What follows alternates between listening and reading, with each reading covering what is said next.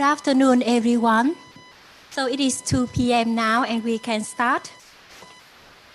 Dear all professors, distinguished guests and colleagues, welcome to the conference, Regional Academic Partnership for Intestinal Disease Rapid. On behalf of the organizing committee, we wish you health, success, and happiness. In recent years, the collaboration among gastroenterology associations have developed sustainably with many activities, both in the on-site and online format. In the field of gastroenterology, especially for lower GI tract, IBD and colorectal cancer are attracting more and more attention. Recognizing the importance of intestinal disease research and education, the Korean Association for the Study of Intestinal Disease, CHIT, together with the Vietnam Association of Gastroenterology, VNAGE, organized the conference, Regional Academic Partnership for Intestinal Disease, RAPID. Participating in the conference are experts from CHIT and gastroenterology associations in the regions, Indonesia, Malaysia, Thailand, Myanmar, and Vietnam.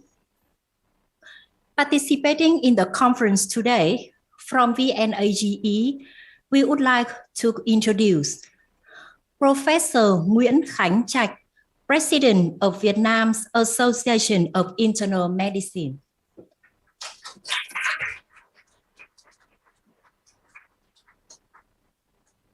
Professor Mai Hồng Bàng, President of VNAGE.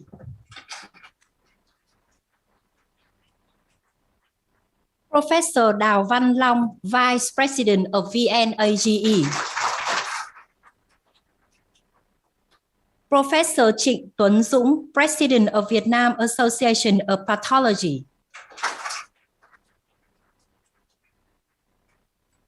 Professor Phạm Thị Thu Hồ, Honorary President of Hanoi Association of Gastroenterology. Professor Nguyễn Duy Thắng, President of Hanoi Association of Gastroenterology. From the international associations, we would like to introduce Professor Soonchunghyan, President of CHIT. Professor Hyun Gun Kim, Director of International Academic Exchange Committee, CHIT. Professor Eun Soo Kim, Director of IBD Research Group, CHIT. Professor Dong Hoon Yang, Director of Intestinal Tumor Research Group. Professor Justin Lee Yong Ye, President of Malaysian Society of Gastroenterology and Hepatology, MSGH.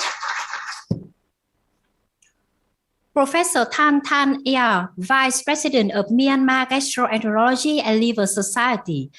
She is now attending us online. Professor Thaya Kiti Yakara, Director of Enterocolonic Club, the Gastroenterology Association of Thailand. Professor Rabinu Rangga Pribadi, representative of Indonesia of Gastroenterology. And 30 leading experts in intestinal disease from regional associations. And all participants who are joining in person and in the online webinar, representatives of pharmaceutical companies and colleagues from different biomedical expertise. Welcome to RAPID. The first part of the conference will be the session to introduce and build up RAPID. We would like to introduce Professor Soonchunghyan, President of CHIT, to give an opening remark.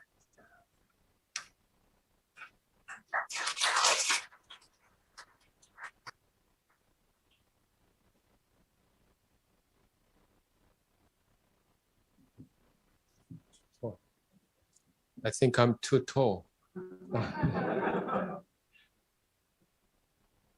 Okay. 이거부터.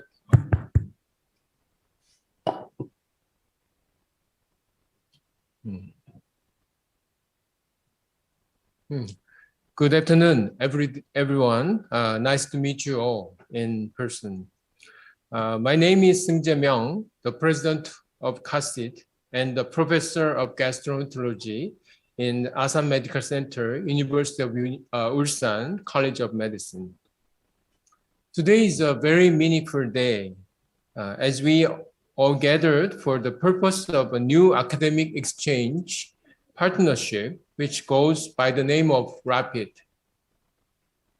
I would like to express my sincere appreciation to the president of the Vietnam Association of Gastroenterology, Mai Hồng Bàng, and Professor Vu Van Hyun, the Secretary General, who have generously helped us make this meeting come together.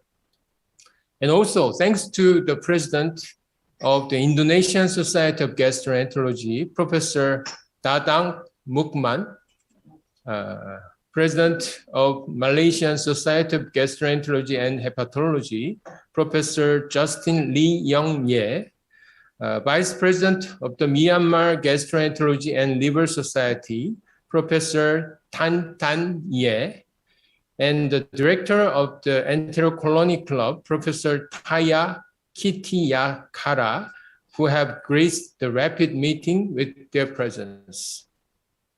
I would also like to thank the professors from Vietnam, the President of the Vietnam Association of Internal Medicine, Professor Nguyen Can Chak,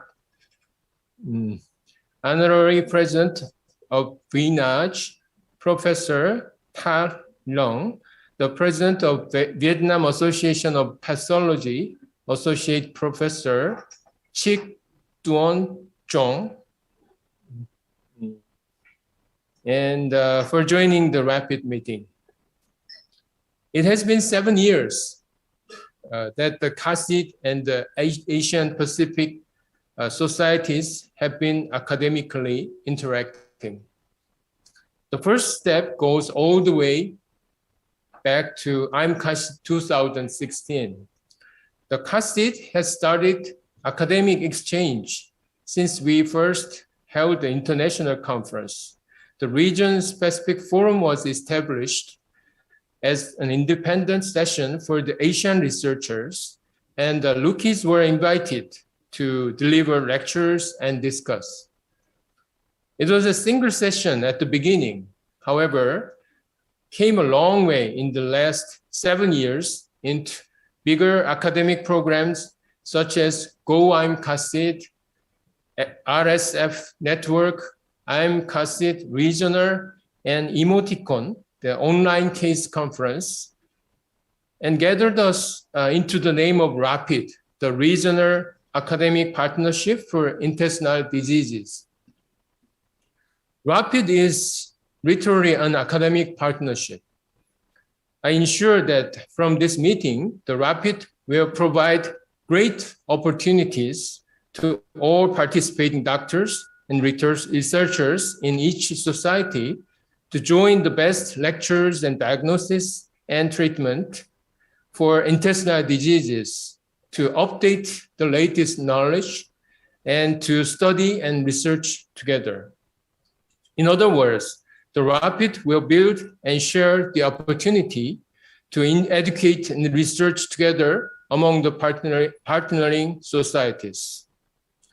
The CHASID is an association composed of intestinal disease professors in inflammatory bowel disease, intestinal tumor, small bowel disease, intestinal microbiome research, providing guidelines for treatment and reading quality improvement. For the last 20 years, CHASID has been studying and educating about various intestinal diseases and now participating as the host of the AOCC, Asian Organization for Crohn's and Colitis. We are publishing the official AOCC journal, Intestinal Research, and also hosting the 7th Intestinal Conference named I'm CHASID. Through RAPID, The CHASID will endeavor to prosper all the participating societies by sharing our knowledges for the research, updating the latest knowledge for intestinal diseases and education, and sharing your experiences together. I suppose there will be a lot of activities we can share and build in order to flourish the RAPID. The president of the Gastroenterology Association of Thailand, could not join for the meeting today, but I believe he will be able to join the RAPID in the closed picture. Also, we hope the RAPID to grow into a bigger academic partnership by accepting new members with the current members' agreement. Once again, I would like to thank you all for gracing the meeting with your presence, and I look forward to continuing RAPID with you. Thank you very much.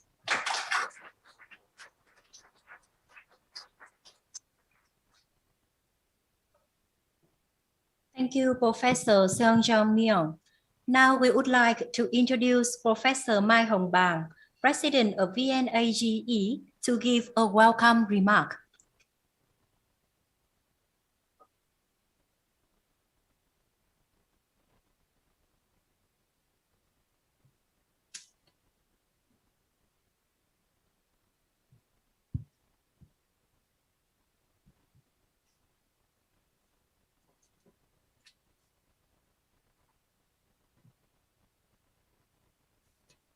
Dear Professor Seung Moon, President of Korean Association for the Study of Intestinal Disease, CHASID,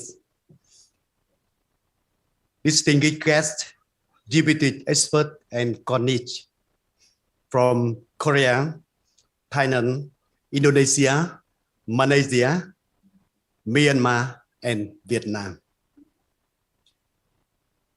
First of all, on behalf of the Vietnam Association of Gastroenterology, VNAGE,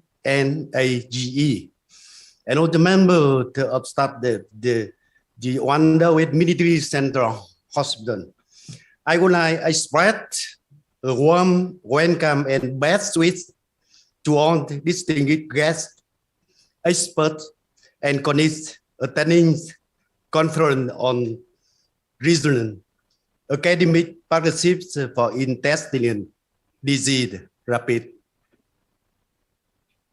As you know, known gastrointestinal tract disease such as colorectal polyp, colorectal cancer, and inflammatory bowel disease (IBD) are a very common disease in the world and are considered as an emerging health problem in Asia region.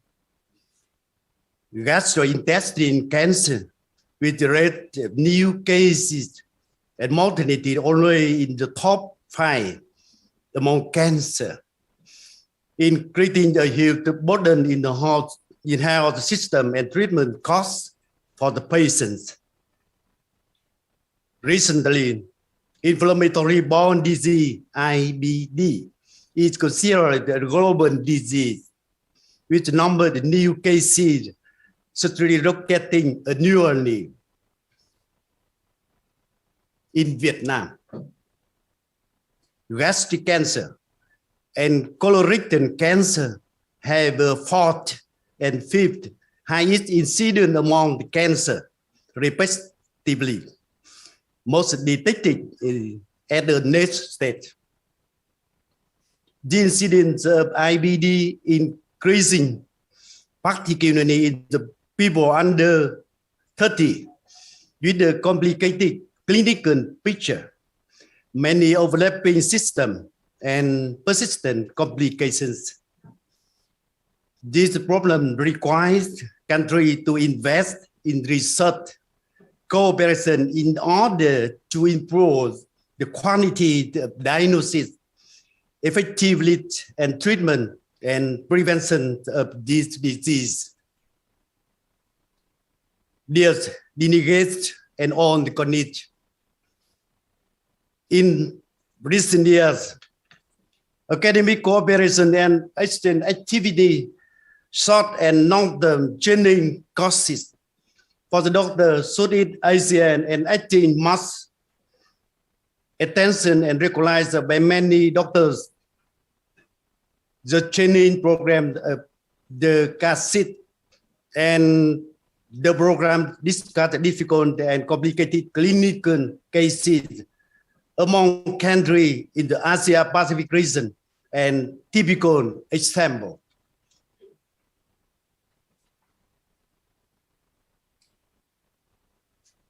From the above training and cooperation programs, many doctors have clinically matured and have a more experience in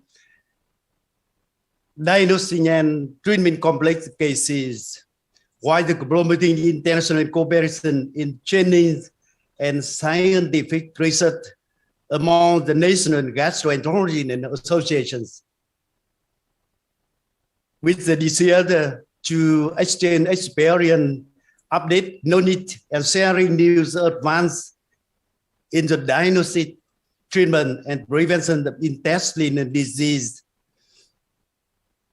The VNAGE, in collaboration with 108 Military Central Hospital, organized the conference on regional academic partnership for intestinal disease rapid, with the participant of representative of 6 gastroenterology association, Korea, Thailand, Malaysia, Indonesia, Myanmar, and Vietnam.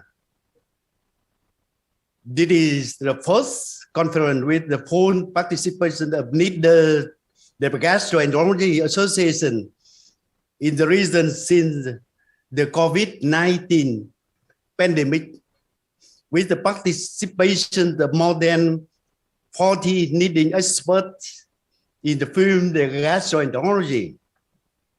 The conference was organized with the goal of building an in-depth network focusing on 2 main areas of research and training in lower gastrointestinal disease, as well as an opportunity for scientists to learn and to share valuable experience in diagnosis, treatment, plan, develop, and preventative treatment strategy. Particularly, the conference also witnessed the signing of MOU between 6 associations of gastroenterology: Korean, Thailand, Malaysia, Indonesia, Myanmar, and Vietnam. I believe that today's conference will contribute to further tightening the good cooperation relationship between the Vietnam Association of Gastroenterology and the Gastroenterology Association of countries in the Asia-Pacific region and around the world. It is also a foundation for implementing more extensive cooperations, training, and technology transfer activities between medical centers in Vietnam and around the world. Yeah, the traditional taste of Vietnam people, Lunar New Year Festival Vietnam is coming. I would like to end my opening speech and best wishes for health, happiness, and success to all the delegates and colleagues with the cooperation of regional association of gastroenterology to develop sustainably and effectively with conference success. Thank you so much.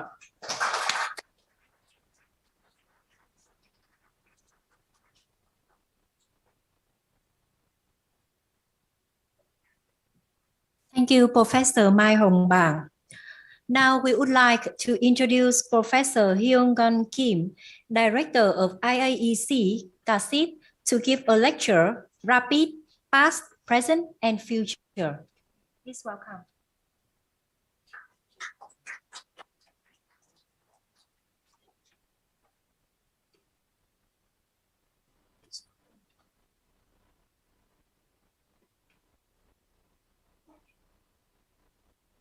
Xin cảm ơn.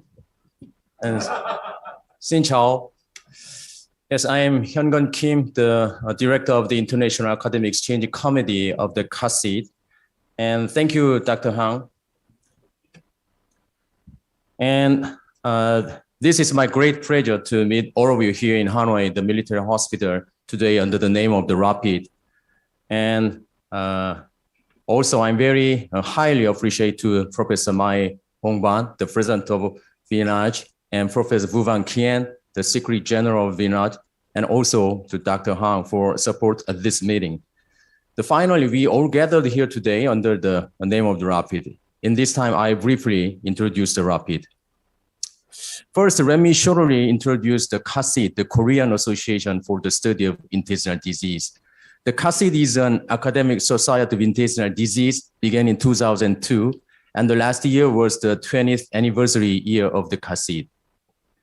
These are website and Facebook and YouTube links, and if you have time, please visit these links.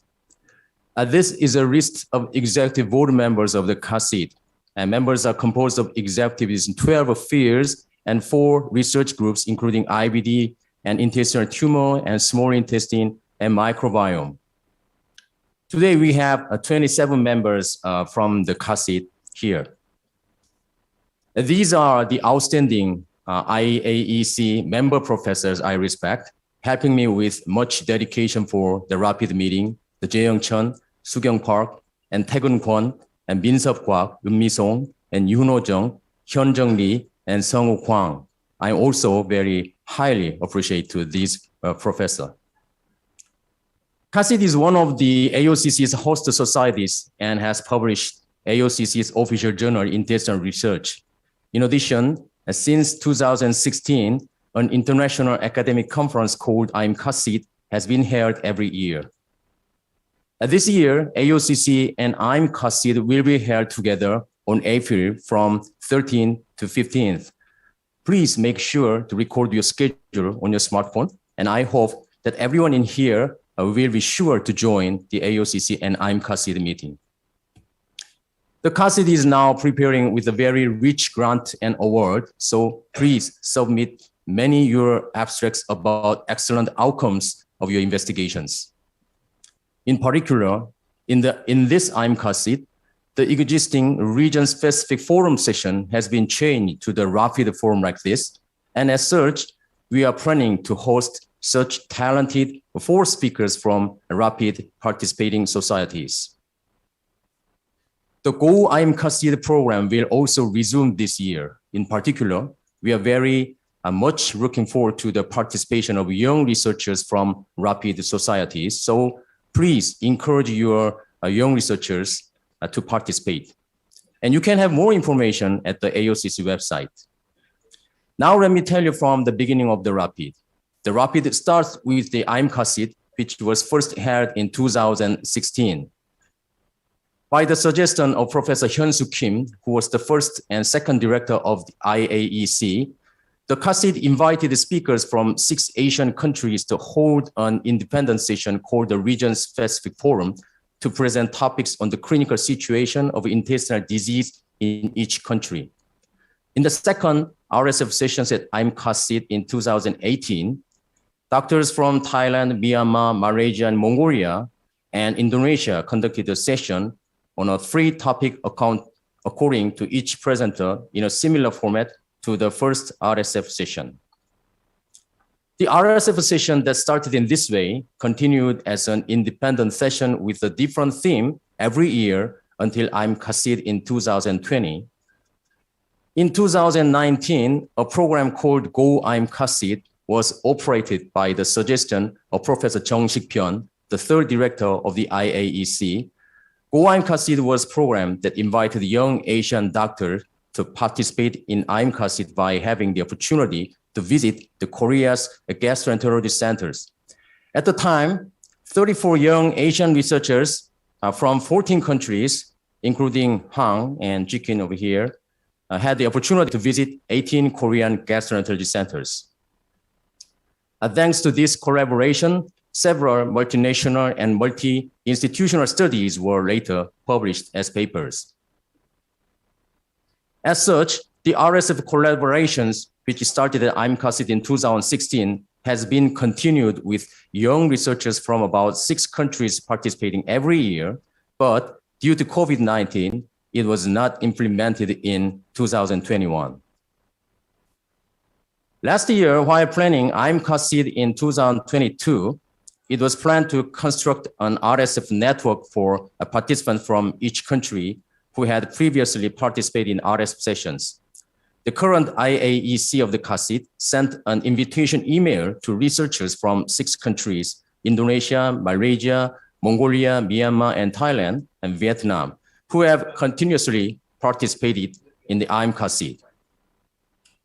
And these 5 doctors and professors, Thea Mint from Myanmar, and Satimai Anywan from Thailand, and Jikin Wang from Malaysia, and Rabinu Ranga from Indonesia, and Dao Vietnam from Vietnam, have contributed to making set up the RSF network for the past 2 years as members of the RSF Scientific Committee. And this is the basis for today's rapid meeting. Dao Vietnam moderating today, and Rabinu, Satimai, and Jikin are all here for panelists. Would you please stand up, the Satimai and Rabinu, and also Hang, and yes, Satimai, thank you. This is a picture from the first online meeting of the RSF Scientific Committee. They are having 6 times of online meetings so far. The emoticon is one of the most representative of the attempts made while forming a scientific committee with the RSF network. The emoticon is an international multi-society online case conference that presents and discusses cases related to intestinal disease. It started from August 2021. And this nice and beautiful poster is the 4th emoticon poster made by Dr. Rabinu and his colleagues from Indonesia. Dr. Rabinu was the moderator at the 4th emoticon, and total 254 doctors joined in the 4th emoticon. So far, 6 times of emoticons have been held. In each emoticon, the most interesting case, MIC, is selected among the presented cases. MIC presenters can benefit from IMCASID free registration. And the following 7th emoticon is scheduled for January 31st, and Professor Satimai Anywan will be the moderator. So please pay attention to the emoticon and please join. Another ongoing project was a joint research project named IMCASID Regional. We attempted to proceed with good research topics by connecting young researchers from RSF network societies and researchers from CASID branches. And now one study is currently in progress between the Daegu Gyeongbuk Society, the CASID branch, and the Vietnam researchers. This picture is from our recent meeting online picture. And also we had a successful RSF session with 4 lectures on 2 topics at the IMCASID last year. In addition, the emoticon case session, which consists of MIC cases selected from 4 times of emoticon, was conducted successfully. During the IMCASID last year, the 3rd RSF Scientific Committee meeting was held with the topic of making a solid partnership between CASID and RSF Scientific Committee. And each of the 4 members of our committee gave presentations like these, and all presentations were very constructive and development-oriented. In other words, at the 3rd meeting, all speakers and participants, including IAEC members, confirmed that we need a more systematic and efficient operation of educational sessions and active joint research for a more solid partnership. Finally, I briefly talk about how we will evolve the RAPID. In order to meet the needs for education and joint research, a more systematic system is needed, which is why RAPID, a partnership between academic societies, was proposed for this system. All invited societies except GAT, the Gastroenterology Association of Thailand, have responded to the RAPID partnership, and the MOU joining will be held after my talk today. Although Thailand's GAT could not participate in this time of MOU event, but I'm sure that GAT will join the RAPID near future. For the successful operation of RAPID, we plan to form 3 teams like this, and we have already received recommendations from 5 RAPID participating societies for passionate doctors who will work together in 3 teams. And this is a list of team members. The first online meeting was held on December 28th last year, and members will collaborate on their respective RAPID teams for the next 2 years. This is a planned RAPID operating program, the emoticon and RAPID forum and educational meeting, and also the multinational, multi-institutional research by research team. Of course, depending on the opinions of the team members, it is possible to improve the operation method in a developmental direction and make new suggestions in the future. Our beginnings may seem humble, but the RAPID will be prosperous. From the Bible, the sentence. RAPID will always be open in the future, and other societies can join additionally with the agreement of member societies. Now, we are continuous and solid academic partners. Let's go together. Thank you.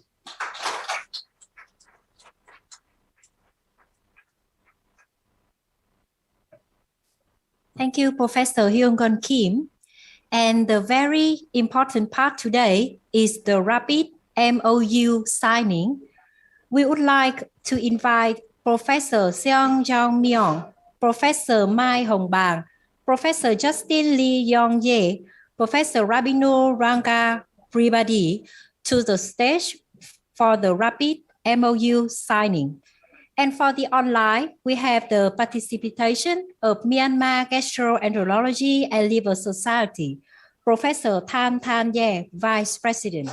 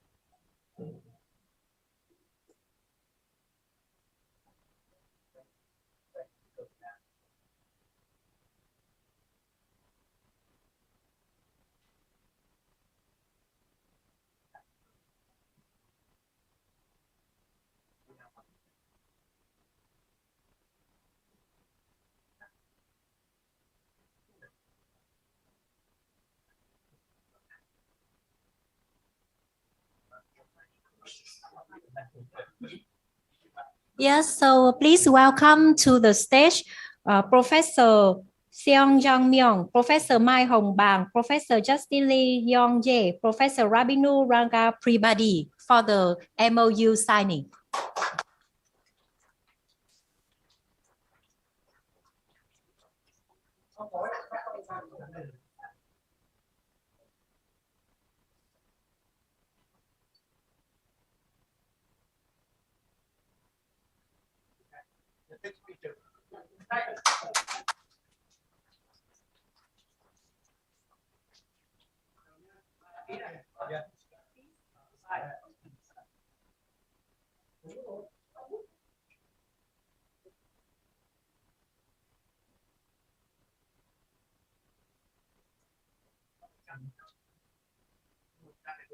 Dạ vâng ạ.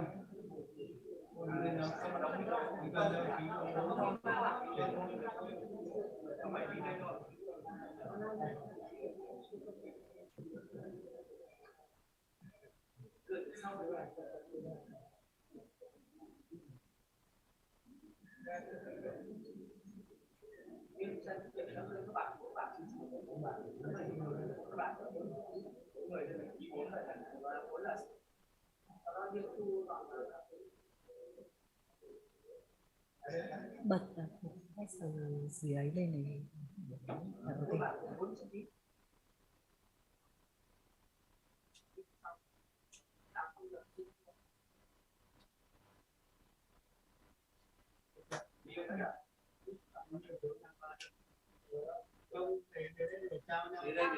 Vâng, đúng rồi ạ.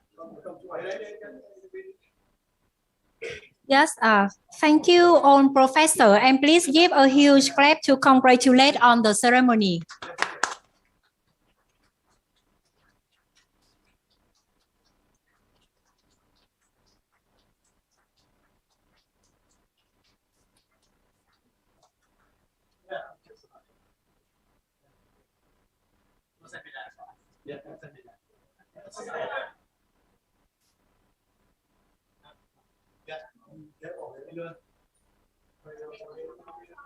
And on behalf of VNAGE and 108 Hospital, Professor Mai Hồng Bàng has the presence for the international panelists and speakers from the regional associations today.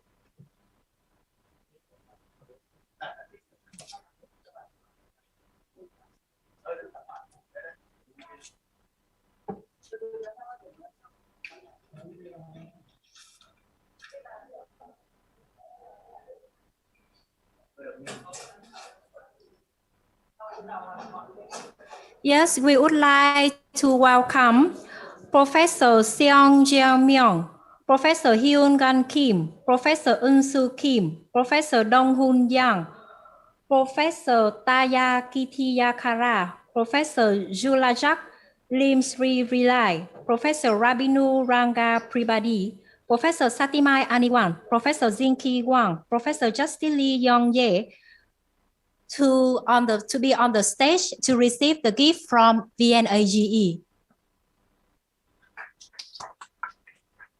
We would like to welcome Professor Mai Hồng Bàng to give the gift for our distinguished guests and colleagues. Please come on the stage.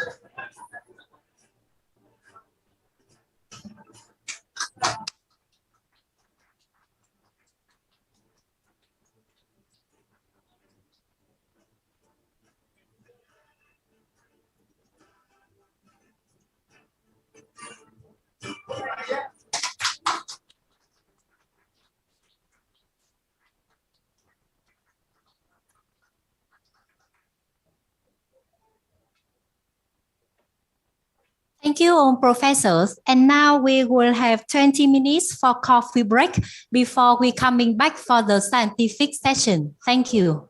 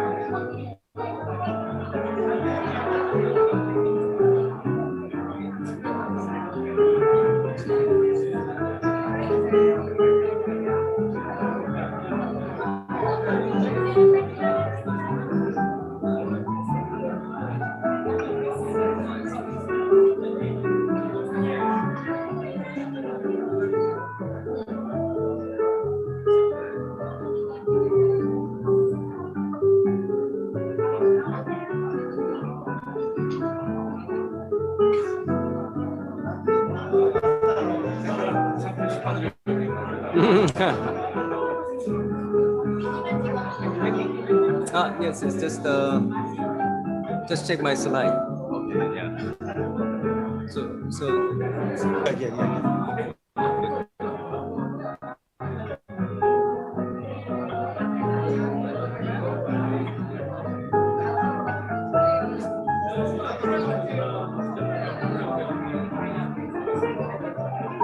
Good. Thank you.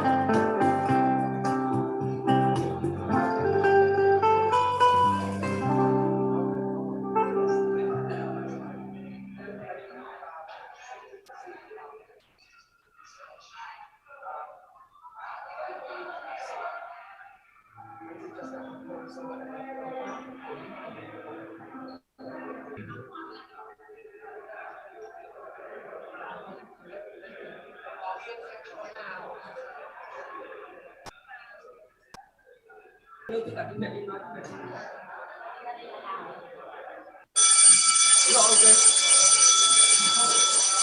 các quý vị bên ngoài, các quý vị đại biểu, chúng ta sẽ vào ạ. Dạ.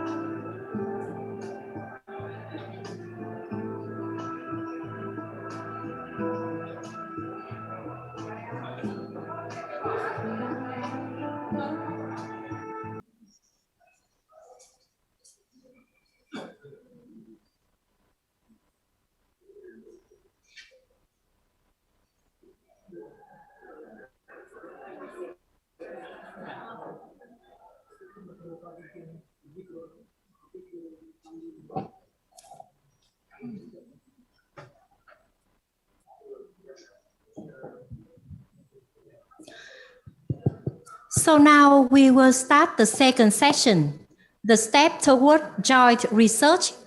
And we would like to introduce the chairperson in this session. Will be Professor Seung Myung and Professor Thaya Kitiyakara. So please.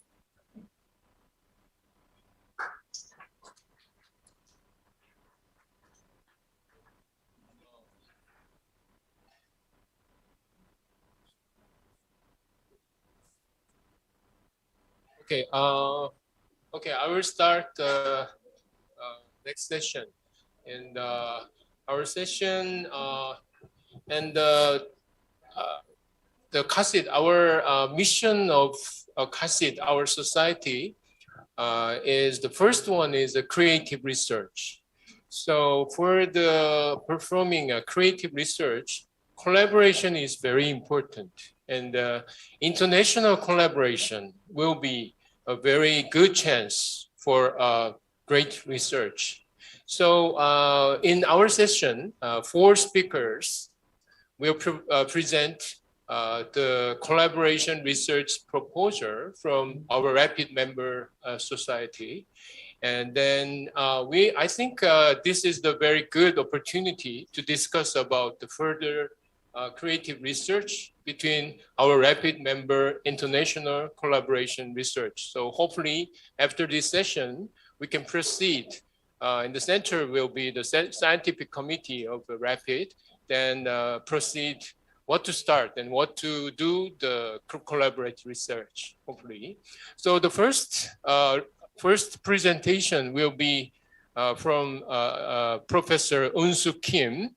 He is the professor in the Gyeongbok National University in Daegu in Korea. And he's now the leader of IBD research group in CHASID.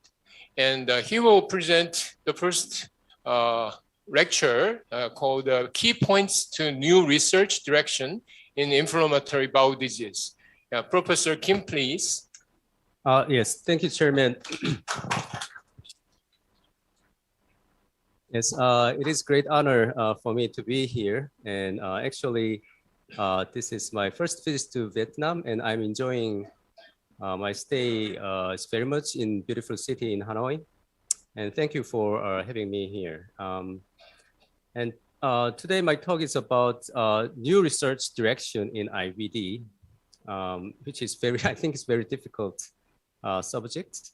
And first part will be this one, and then second part, I will talk about conducting IBD research in Asia and funding our niche. So I think this is more realistic and helping us to do IBD research in Asia. So these are contents on my slides. So in order to conduct a great IBD research, we need to think unanswered questions or challenge in IBD field. And first question is that still we do not know the exact cause of IBD. And we know that genetic and environment are one of the most important risk factors of IBD pathogenesis. However, those factors cannot explain the whole development of IBD. Some patients have genetic mutation for IBD, while other patients do not. And also, subjects with risk genes do not develop IBD at all in their lifetime. For environments, although industrialization and Western lifestyle may be related with IBD pathogenesis, not all people who are exposed to that environment have IBD. For treatments, a large proportion of patients are still suffering from disease activity despite intensive therapies. Finally, we have no idea why patients in remission have relapsed and why patients experience disease progression into complicated behavior. So the reason why we do not know the etiology of IBD would be that IBD has very complex pathways. Genetic change may affect many other aspects, including microbiome, immune cells, and endogenous exposome. And also environment factors also have significant impacts on epigenetics, immune cells, and microbiome as well. And these factors are deeply interconnected, leading to IBD development rather than playing just as a single factor to IBD. So regarding therapies, although there is a significant progress in IBD therapy, like introduction of biologics, response rate of all treatment is only about 30 to 50%, which is called therapeutic ceiling. So to break this therapeutic ceiling in IBD, we need more research evaluating risk stratification, early diagnosis, molecular classification, and better understanding of pathogenesis. To address those challenges in IBD, Crohn's and Colitis Foundation in America, CCFA, suggested that the most important approach for would be the creating well-organized patient cohort with biosamples. There are many IBD cohorts, usually from North America and Europe. And I would like to show you very few representatives of these IBD cohorts. First one is a risk cohort from North America. And this includes pediatric patients with newly diagnosed Crohn's disease. They collected around 900 patients from 30 centers. And surprisingly, they reported 23 papers in high impact journals so far. The best example of study, example study from risk cohort is this one, published in journal Lancet. Here, using patient samples like blood, serum, ileal biopsy, and fecal samples, they could have data of genotypes, antimicrobial serologies, ileal gene expression, and fecal microbiota. Finally, they found predictive biomarkers such as CBIR1 and extracellular matrix gene signature, which are significantly associated with complicated behavior of Crohn's disease, such as stricturing and penetrating outcomes. Another cohort is from US military soldiers. In US Army, serum samples are regularly taken every 2-year basis, mainly because of HIV tests. During their military service in years, some soldiers may develop IBD, and then serum samples were analyzed comparing serum samples of no IBD group. And then they found several serum antimicrobial microbial serologies, like as you can see here, these ones, and as a biomarkers of preclinical diagnosis of IBD. So the clinical implication of this study is that we can find IBD patients even years after, before they have clinical symptoms of IBD. So maybe we can prevent or progress of the IBD disease in these risk patients. There are also several IBD cohorts in Korea. First one would be a Connect one, and Connect cohort is retrospective and prospective adult Crohn's disease patients reporting a novel predictive model for clinical course of Crohn's disease. Another one is impact cohort, which is prospective adult IBD patients with biosample. This cohort found fecal microbial taxa showing prognostic features of Crohn's disease. Final one is mosaic, which is prospective newly diagnosed ulcerative colitis patients. And this study just showed observational results of early course of new moderate to severe UC patients in Korea. However, establishing IBD cohort is not easy. First of all, we need a substantial amount of money. Second, there should be a leader taking charge of the cohort who are dedicated to this work. Also, we need patient enrollment. And finally, it requires a significant level of effort and time to maintain the cohort for a long period of time. Despite these challenges, IBD cohort is necessary for conducting outstanding IBD research with a new direction. Let's move on to the trend in IBD research in the present and the future. So this study showed the volume of IBD research during the last 30 years. And for that period, around over 26,000 papers were published, and the volume is drastically increasing. And there are over 2,000 journals publishing IBD research so far. Among them, this graph shows top 60 journals, and the journals which publish the biggest number of papers are Inflammatory Bowel Disease and Journal of Crohn's and Colitis. And please note that Intestinal Research, which is an official journal of AOCC and IBD Society of many Asian countries, is placed exactly the middle of these 6 journals. It's placed in 30th rank here.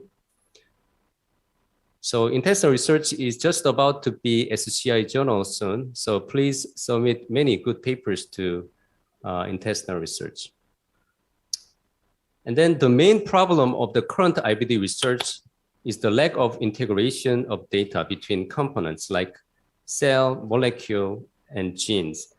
And these authors reviewed all IBD research abstracts and analyzed the keywords like this. The size of the node depends on the number of the words mentioned in the abstract. So the more mentioned in the abstract, the bigger size of the node. So for instance, in this graph, in these figures, IL-6 was mentioned 6 times, and IgA is just mentioned 1 time. So the size of the IL-6 is bigger than other keywords. And also the lines and edges between these 2 keywords indicate the relationship between the keywords.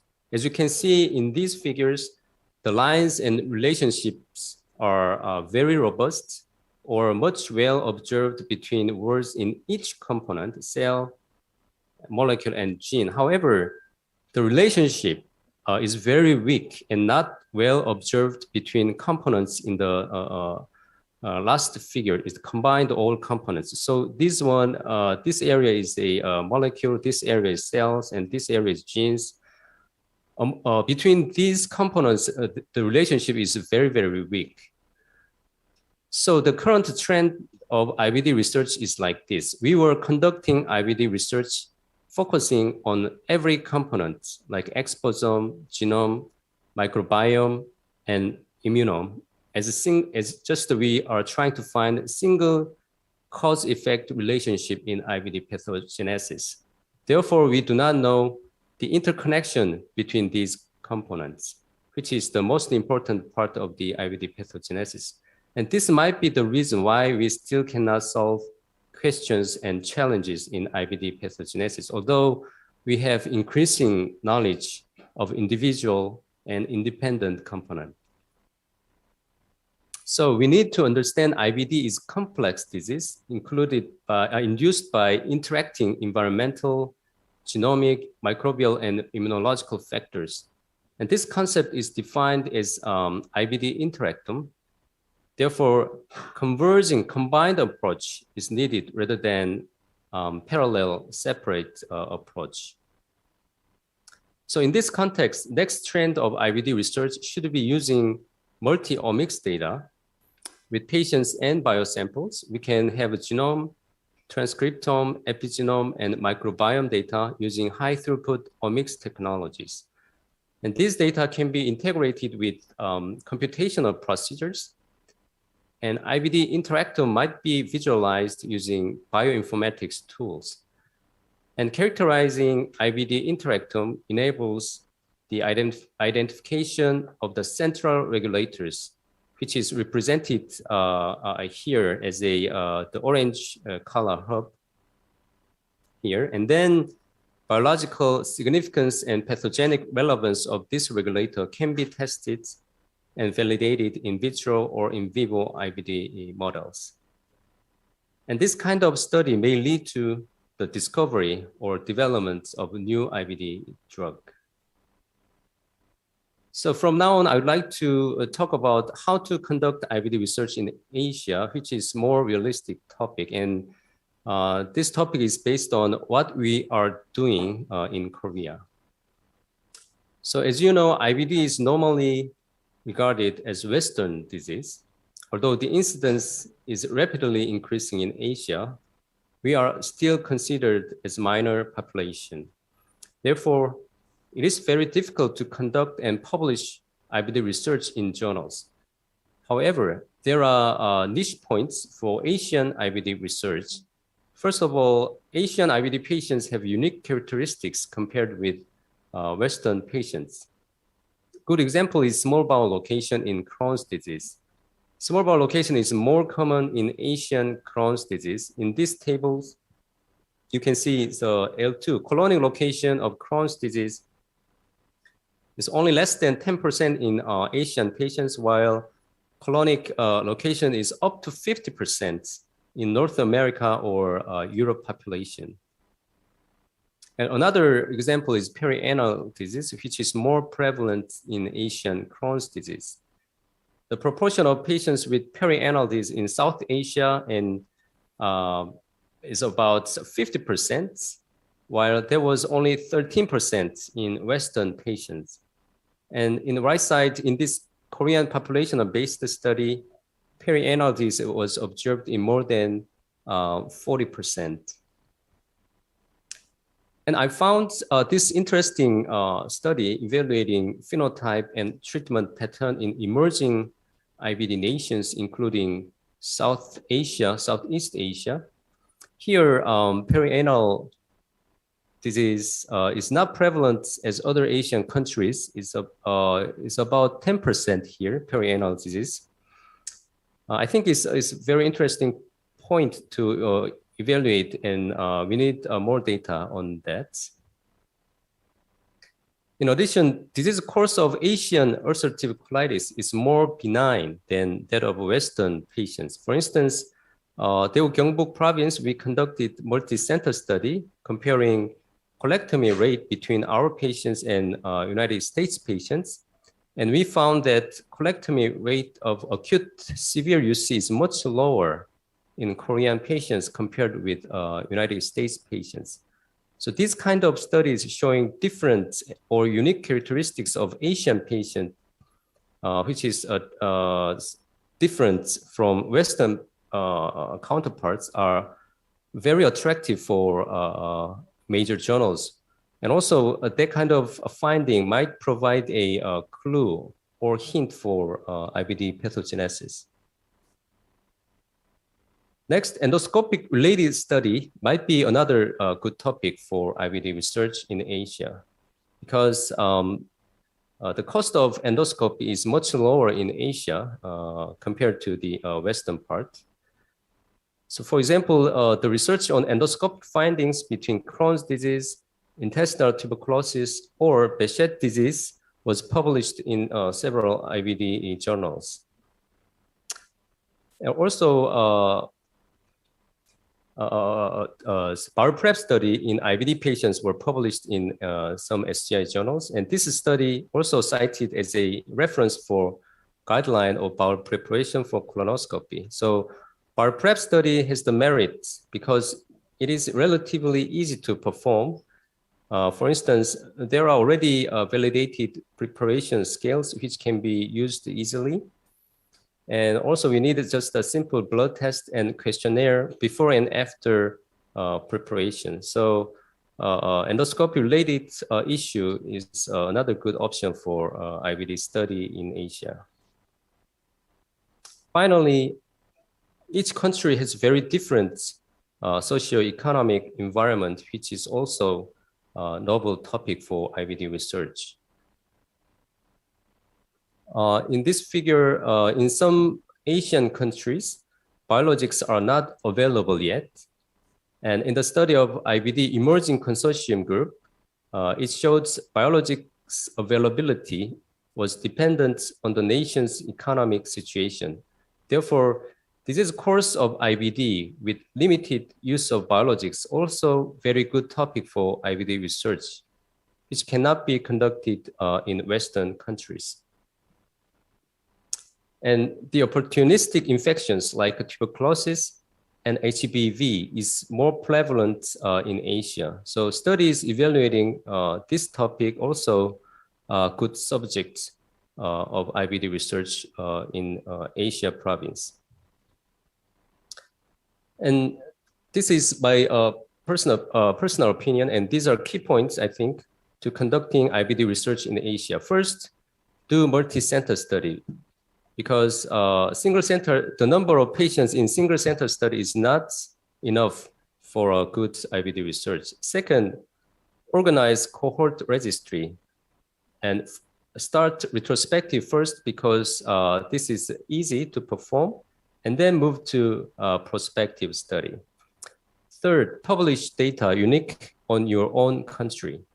And finally, comparative study is also another novel project for Asian doctors to conduct.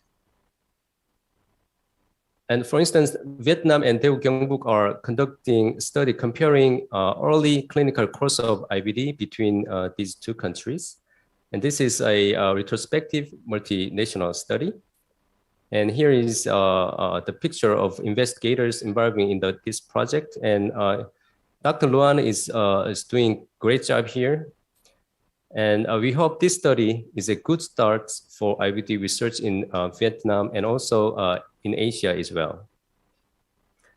So in summary, IBD research volume is increasing, and future study should be using multi-omics data.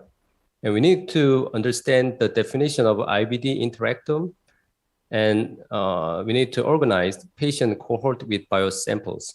And finally, publish data, which is unique in Asia, Asian countries, and start easy multi-center study, like a retrospective study, and then move to the prospective study. And thank you for your attention. Thank you very much, Professor Kim. Is there any question or comment from the floor?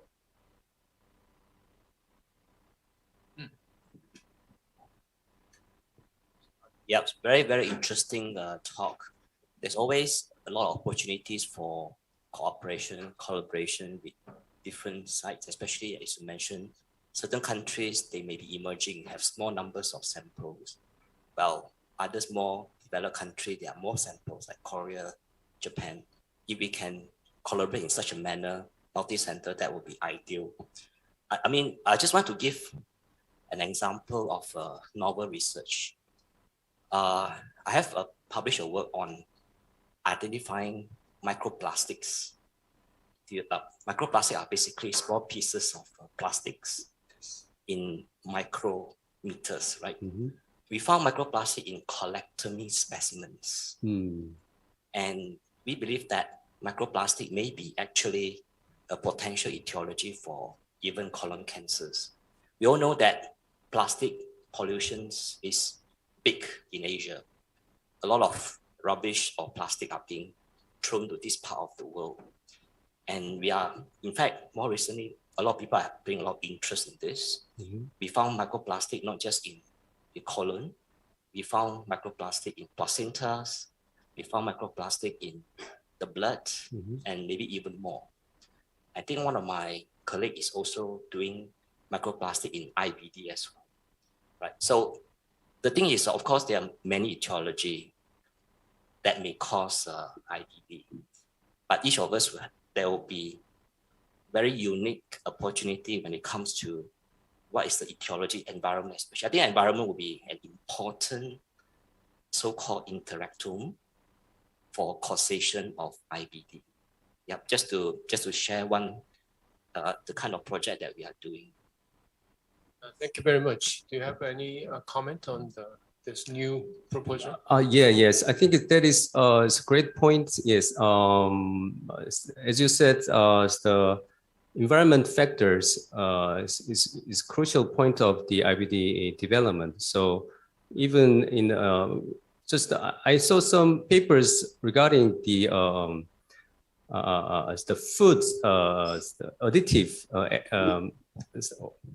components may cause some colitis or inflammatory bowel disease, but I've never seen the microplastic maybe the cause of the IBD. So I think that is very good start point to conduct, especially in Asia. Yeah, but I wonder how is it okay for just process biopsy or just we need a colectomy sample? Yeah, I have a great fortune to work with a marine biologist. And they found plastic in fish, seashells, and so on. And he happened to be my patient. So he come and ask me, do you ever see plastic when I do endoscopy? I found it very weird in the beginning because I said no, and I never see anyone or found a plastic inside.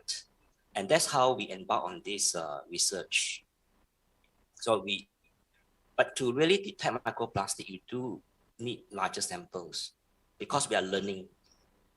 You need to develop a protocol on how to detect microplastic. And it's not easy because we took 2 years just to come up with a protocol, validate on the technique and so on.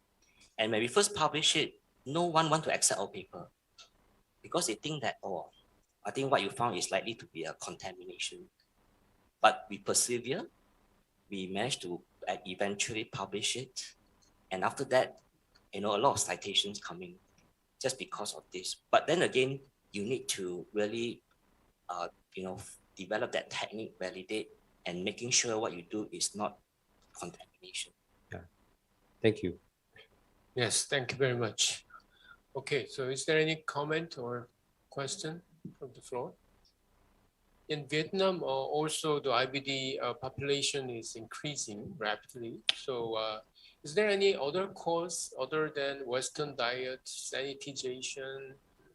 In Korea also, we experienced the rapid increase in IBD. So is there any reason why the IBD population is so increasing in Vietnam? Is there any other thought? Do you have any idea?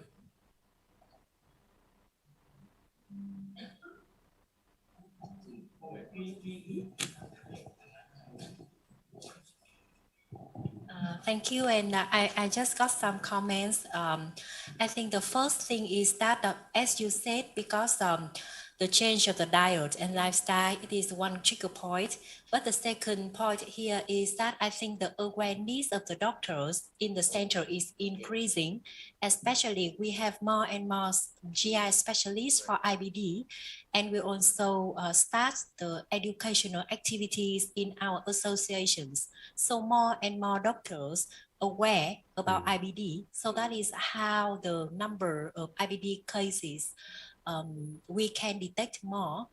And I would like to share also that in fact, we do not have the national data on IBD until now, but from 3 months ago, I think so, 3 months ago, we started a multi-center study to report the IBD prevalence in the big centers in Vietnam, in 6 hospitals in the north, the center, and the south of Vietnam. And we also evaluate about the diet factors, lifestyle factors, history, as well as to follow up the patients for at least 1 year. So I think maybe we could finish somehow in 2024. And we are also welcome all the centers in Vietnam who have IBD cases to join in the multi-center study, so that we will have the first study with the prevalence and the related factors. Thank you. Thank you very much. Sorry, one more question perhaps related to this is there's been suggestions that refrigeration may affect the food and the bacteria. It would be nice if there's some sort of economic data in terms of the percentage of refrigeration for populations and how that changes and whether the incidence of IBD changes. That's a good point, actually. The economic situation is changing rapidly in Asian countries, so it will be a good topic. How about the breastfeeding? Some of the Korean pediatricians told us. Right. You get to Thank you very much for very nice presentation. I'm a doctor from National Children's Hospital, and I also control now. We also have about 70 patients with Crohn's and IBD disease, and some of them is quite mild, but the other one is very severe. My question is why children have more IBD now? Maybe because we concentrate on diagnosis earlier than usual. We can perform the endoscopy earlier than usual. And we also have some tests to screening the baby. But the problem is the years onset of IBD is quite early. I have one patient with only 1 or 2 months. And the other one is maybe 10 years. So the average year about 4 to 5 years only. So very, very small. And when we conduct study, we also ask about the breastfeeding and the other things, but we couldn't find anything at all. Maybe because the sample size is a little bit small, so we cannot explain for that. But the baby, when they are very, very small, they only breastfeeding, but they still have the IBD. So the question is why? We cannot explain now. Maybe we have some data from the microbiota or gene or something like that. Maybe we can explain for that. Thank you. We already have many topics in IBD research.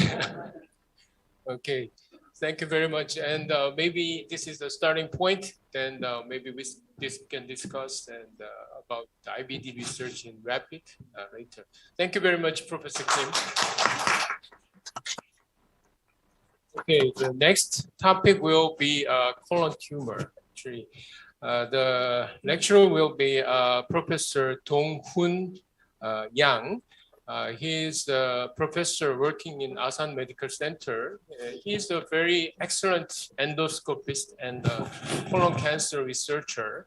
And he is now the leader of intestinal tumor research in CASID. And he will present us about the global and current research trends for colorectal neoplasm.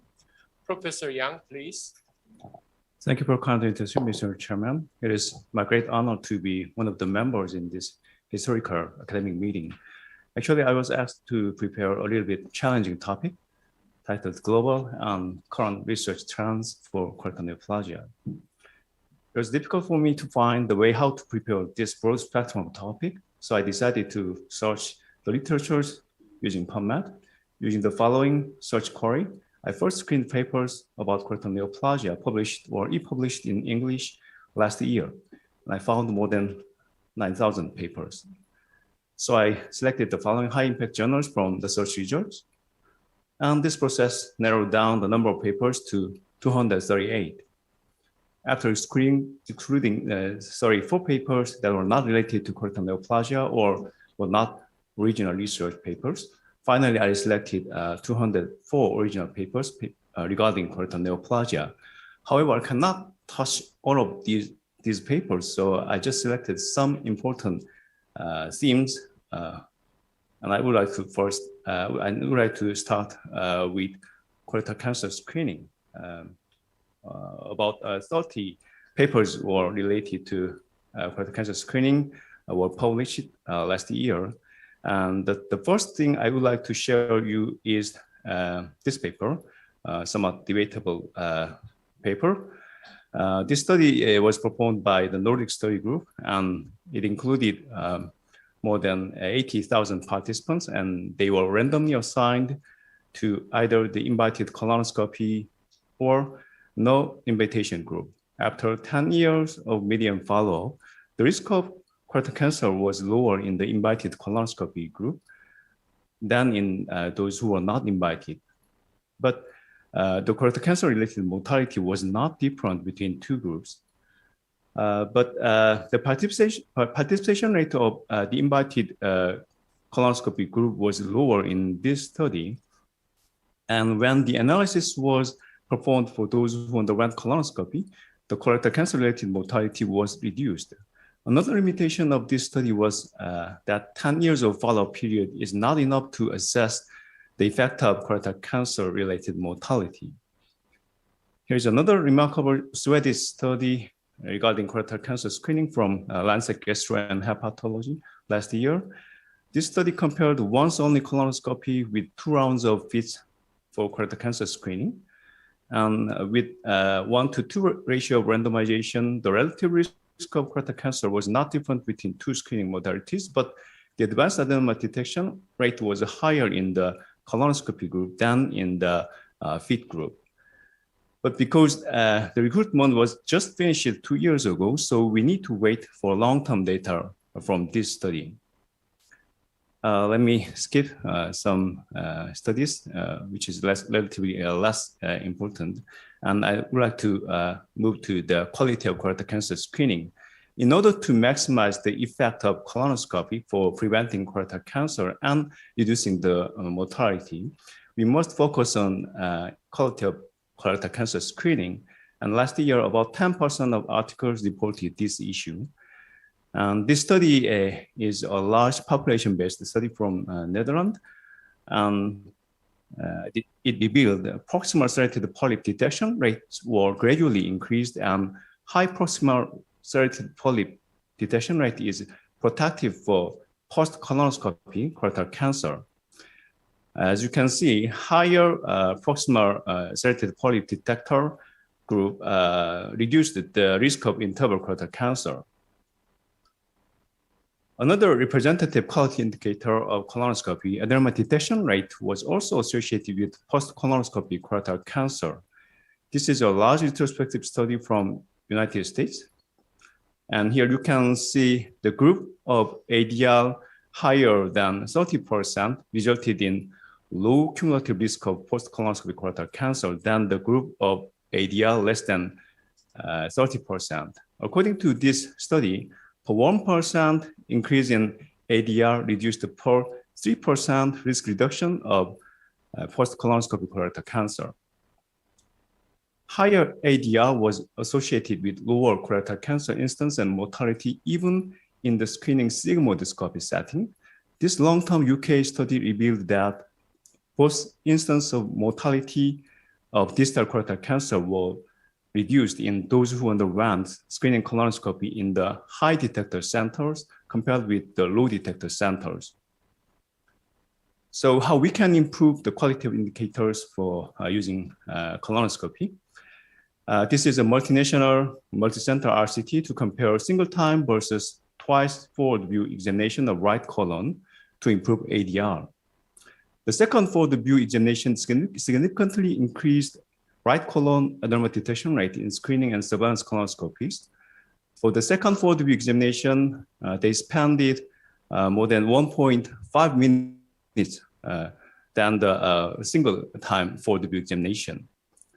But I think this time is acceptable to apply the clinical practice. In addition to procedural technique, recently we have various devices to enhance adenoma detection. This device named WinCap is actually designed by Professor Byun, and it has 8 arms to expand the colonic mucosa, and the tip of the cap is similar to conventional transparent cap. These structures are useful to expose colonic mucosa effectively. And the ADL of trainee or less experienced endoscopist was significantly improved in this WinCap group than in the control group. And actually, now we have similar devices from which was already commercialized, called Endoscope Vision. And recent RCT showed that these devices can improve ADL of low detectors, especially for the polyps size in 6 to 9 millimeter or polyps larger than 10 millimeter. In the screening setting, this device increased ADR by 7% compared with standard colonoscopy. And even in the field of artificial intelligence, improving the quality of colonoscopy is one of the major research subjects nowadays. The GI Genius from Medtronic, which was approved both FDA and EU, was evaluated. Was evaluated in this back-to-back colonoscopy RCTs. This study showed that adenoma missing rate was significantly lower in the AI first arms compared with the control arm. This is another RCT from United States, and it also applied computer-aided detection software, and it showed that the total number of per screening colonoscopy was improved when the AI was applied. And here are another interesting study from Thailand. They combined the AI and endoscope vision to improve ADR, and finally they proved that the combination of AI and endoscope vision was superior to control group, especially not only for the total ADR, but also for advanced adenoma detection rate. But can AI improve the quality of colonoscopy in our daily practice, really? Here is an interesting study from real-world data. The commercialized AI system, GI Genius, was introduced in one endoscopy center, and they analyzed the difference of ADR and PDR before and after AI system application. Interestingly, both ADR and PDR was decreased paradoxically after introducing AI system in the real clinical practice. This is probably resulted from shorter withdrawal time in the AI-aided colonoscopy than in the standard colonoscopy. This study suggested that the endoscopist's behaviors can be influenced by the AI, especially when the endoscopists are too much dependent on the computer-aided system. So we need additional studies regarding this issue. In addition to computer-aided detection, computer-aided diagnosis, another important theme of the artificial intelligence. This study shows that computer-aided diagnosis using GI Genius module satisfied the negative predicted value of leave-in cytostrategy for managing diminutive rectal sigmoid polyps. They also showed that the surveillance interval agreement based on computer-aided diagnosis was concordant with ESG and US guidelines with over 95% of agreement rate. Another study using the different system CAD-I from Fujifilm also reported similar results. So with advancing computer-aided diagnosis, leave-in site or resectant discard strategy for small polyps in rectal sigmoid colon may be widely accepted in the future. How about the role of CADX to assess the depth of cancer invasion? This study included a total of 444 colorectal neoplasia, including non-invasive neoplasia, superficial SM, deep SM, and advanced cancer.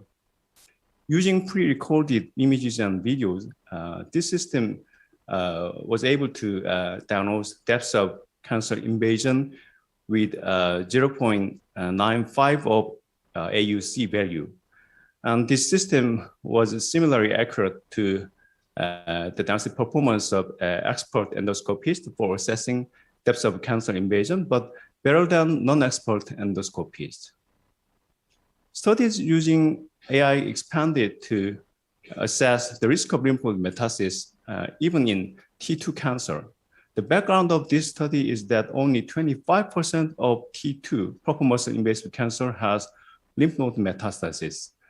So theoretically, if the risk of lymph node metastasis can be accurately predicted, we can avoid unnecessary radical surgery in about 75% of T2 cancer patients.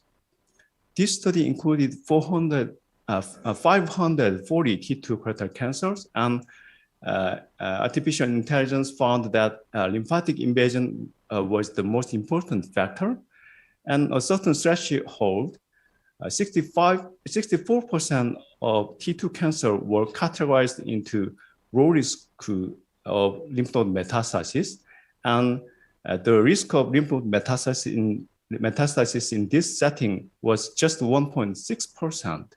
This suggests theoretically 65% of T2 colorectal cancer could avoid radical surgery if this system is applied. Let me move on to the treatment of colorectal neoplasia, including colorectal cancer. As a rule, we consider the high-risk T1 colorectal cancer patients should undergo radical surgery instead of local excision, such as transanal excision or endoscopic resection. However, a recent Korean study subcategorized the high-risk T1 cancer into favorable subgroup and unfavorable subgroup using multiple histologic features listed here. And the local excision for favorable high-risk T1 cancer subgroup showed long-term cumulative survival rate comparable to radical surgery. So this study suggests that intensive surveillance without additional surgery may be another option in selected cases, even after high-risk T1 colorectal cancer removal.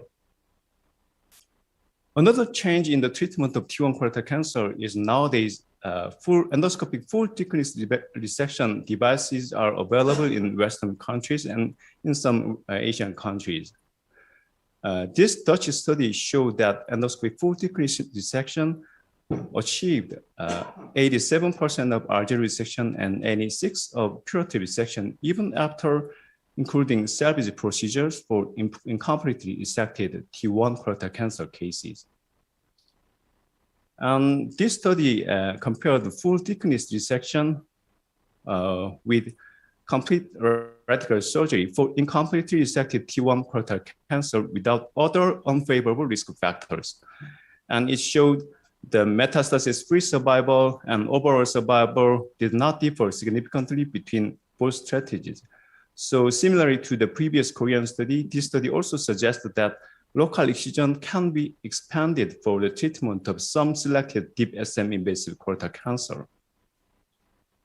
Moreover, in this recent meta-analysis, deep submucosal invasion is not an independent risk factor for lymph node metastasis in T1 colorectal cancer, and the absolute risk of lymph node metastasis was just 2.6% if the deep SM invasion was the only risk factor for lymph node metastasis.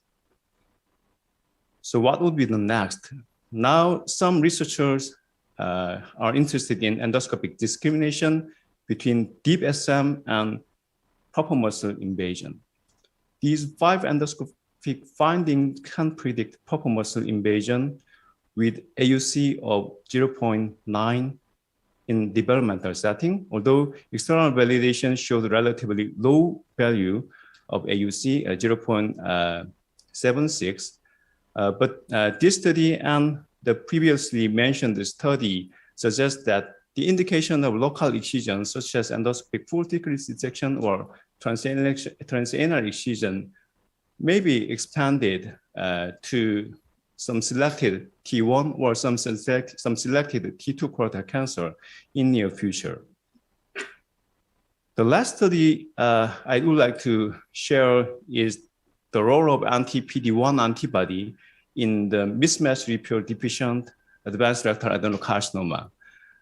This monoclonal antibody for anti-PD-1, dostarlimab, was administered for 6 months to the patients who had mismatch repair deficient stage 2 or stage 3 rectal adenocarcinoma.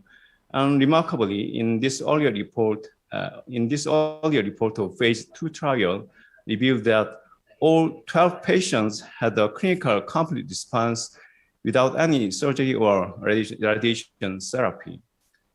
So let me summarize my talk. Effectiveness of screening colonoscopy for reducing colorectal cancer incidence and colorectal cancer-related mortality has been assessed in 2 recent prospective studies. This issue will be evaluated by upcoming long-term studies. Current studies reveal that improving quality of colonoscopy is crucial to enhance the effect of the preventive effect of screening colonoscopy for colorectal cancer. Quality improving devices and techniques are under evaluation recently, and improving quality indicator of colonoscopy is one of major fields in the research regarding using artificial intelligence. AI-assisted diagnosis of colorectal neoplasia is another important research field, and hopefully this will reduce endoscopy's burden in your clinical practice and cost from histologic diagnosis. And according to the current studies, the indication of endoscopic treatment for colorectal cancer may be expanded to deep submucosal invasive colorectal cancer with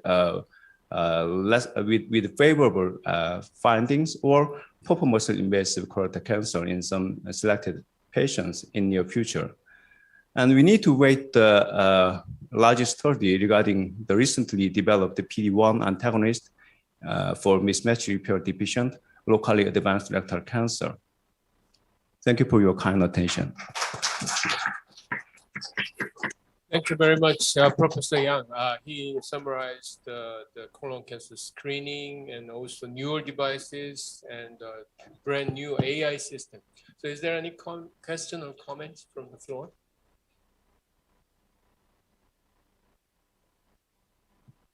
Okay, so.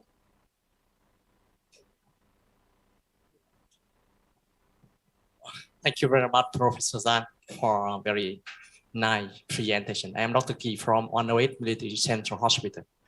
So I have a comment and also a question.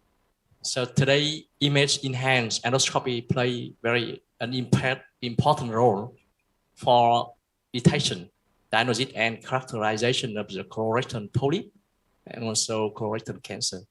So could you tell us more about the scenario in Korea using image-enhanced endoscopy for screening and diagnosis of colorectal polyp and colorectal cancer, like chromoendoscopy, NBI, BLI, also endoscopy? Thank you very much. Thank you for your question. Actually, I didn't introduce the studies using image-enhanced endoscopies, but actually the papers I searched also included studies regarding that issue, and some of them suggested that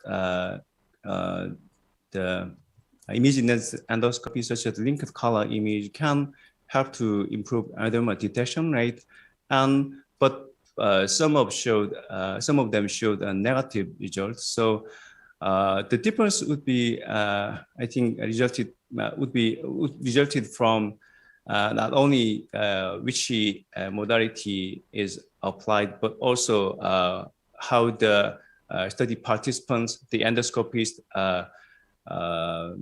technically well observed during that study. So as I mentioned, that nowadays we have the devices to expand coloning because are more effectively. So in the future, we have to study using the combination of such devices and image-enhanced endoscopy to minimize the influence of the endoscopic withdrawal technique.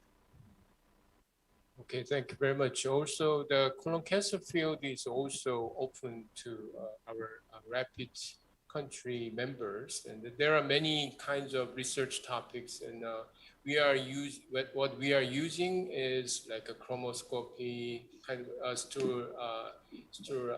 the OB system kind of things, and many newer devices and also the newer technique are introduced. So many of them can be applied to our patients, and many of the researches can be done in the future.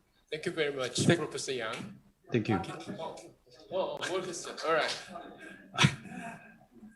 Actually, the president of CASI, Professor Soonchunghyan, asked me to make some comment about the one thing. He's the Professor Jeong-sik-pyun, and he's the Secretary General of the Korean Society of GI Endoscopy. So I asked him to comment on this topic. Okay.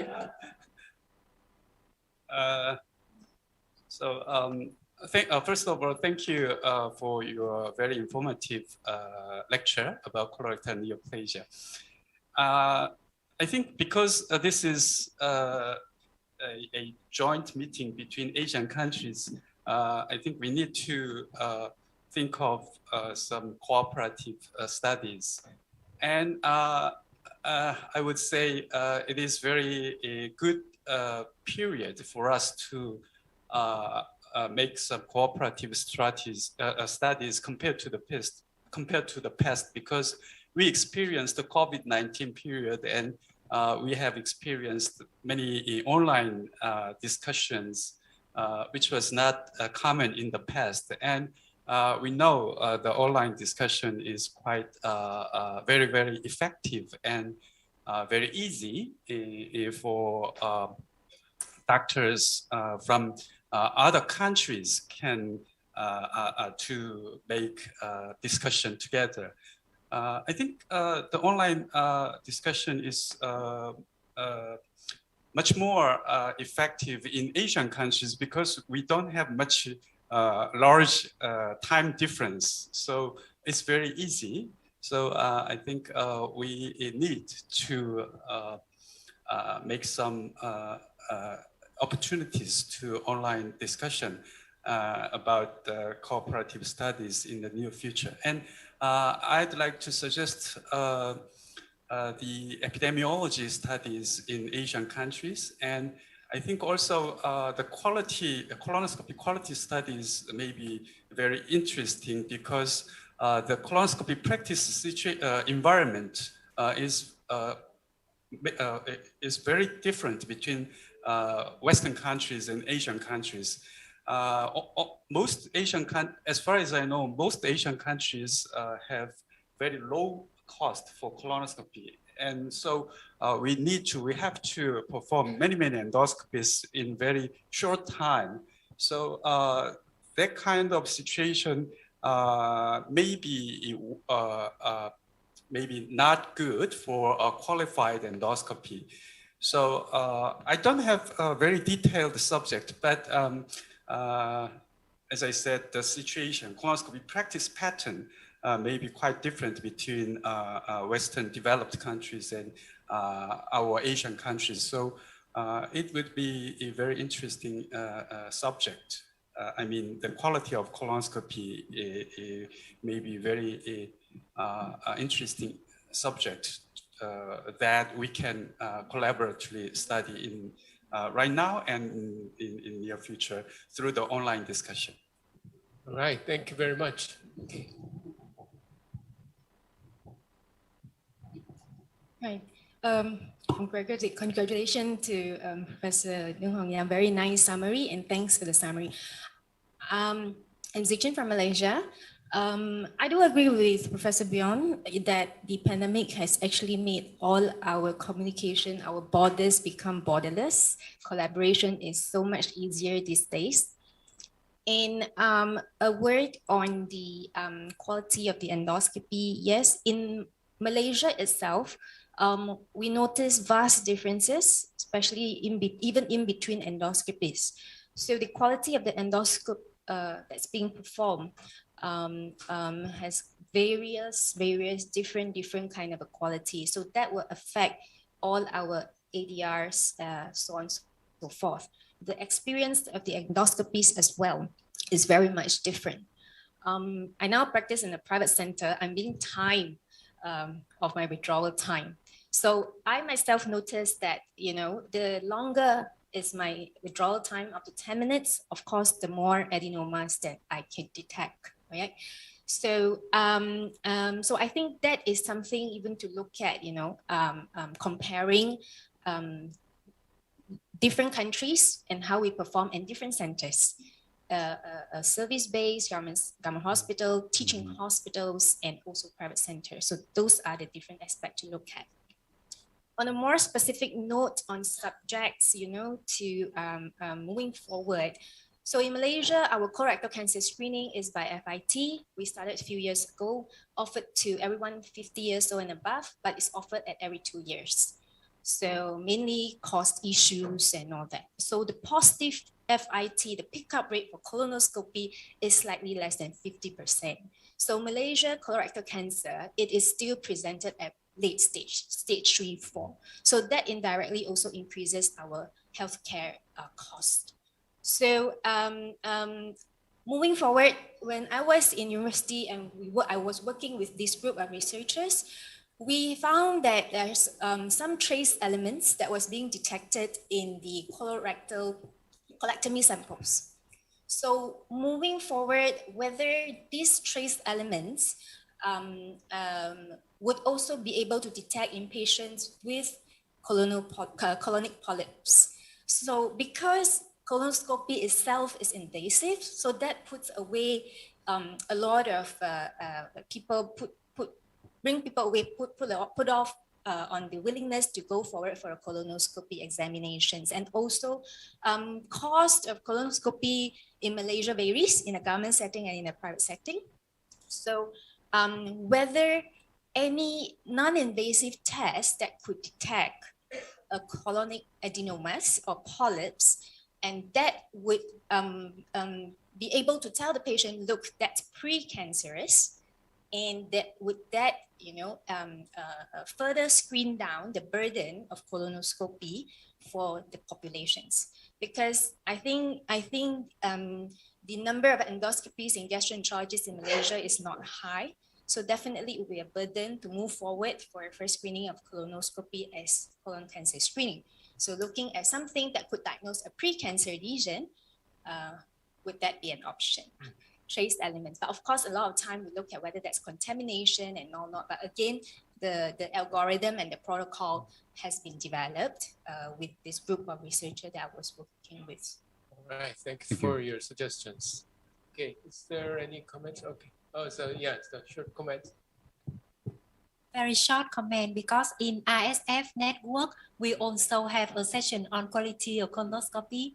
And several years ago, when I went to KDDW, I also talked to Professor Beyond about how to improve. And then we started the AI project and the smartphone application for colonoscopy. And until now in Vietnam, we have the smartphone applications to support the patients for colonoscopy preparation. So I think the digital transformation in medical field, especially in GI, is also a trend that could be conduct the collaborative study. And I know that in Korea, you also have the hot topic like that. But in our region, in limited resources setting, the data regarding AI or regarding smartphone application in colonoscopy preparation is still very lacking. So I hope that after this conference, if any doctor from any country has the same interest, please feel free to collaborate and we can start very soon. Just quick comment. Thank you. That's very good suggestion. Yeah. Right. Okay. Thank you very much, Professor Yang. Okay, so next two topics will be chaired by Akitaya Akara from Thailand. Okay, thank you very much. Thank you for your interesting and great lectures from before. So for the next two sessions, we have proposals about specific research which might be considered for doing in rapid network. The first talk will be from Professor Julajak Lim Sivilai from Siriraj Hospital, Mahidol University, Thailand. He is a very active member of our enterocolonic club and has lots of research on IBD. His topic will be, as you can see, about models differentiating Crohn's disease and intestinal TB. Thank you very much. Thank you very much for your kind introduction, and thanks Kasit for inviting me for this terrific meeting and invite me to propose this research proposal. So this title is the validation of the model differentiating Crohn's disease from intestinal tuberculosis. As we know, differentiating Crohn's disease from intestinal tuberculosis is difficult, but it is a very important issue in our region where there are two conditions unequally.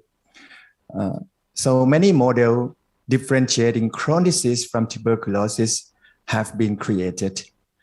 Largely, they can be grouped into three groups. The first, the models integrating clinical, endoscopy, and pathology. The second is the model adding imaging study. And the last is the model adding laboratory tests. Because the time is limited today, so I cannot go into all the model information, but you can download this article that I reviewed 2 years ago. And thank you very much for Intestinal Research for inviting me to write this review article and publish it. So the summary of this article is most models perform very well in differentiating Crohn's disease from intestinal tuberculosis in their original study.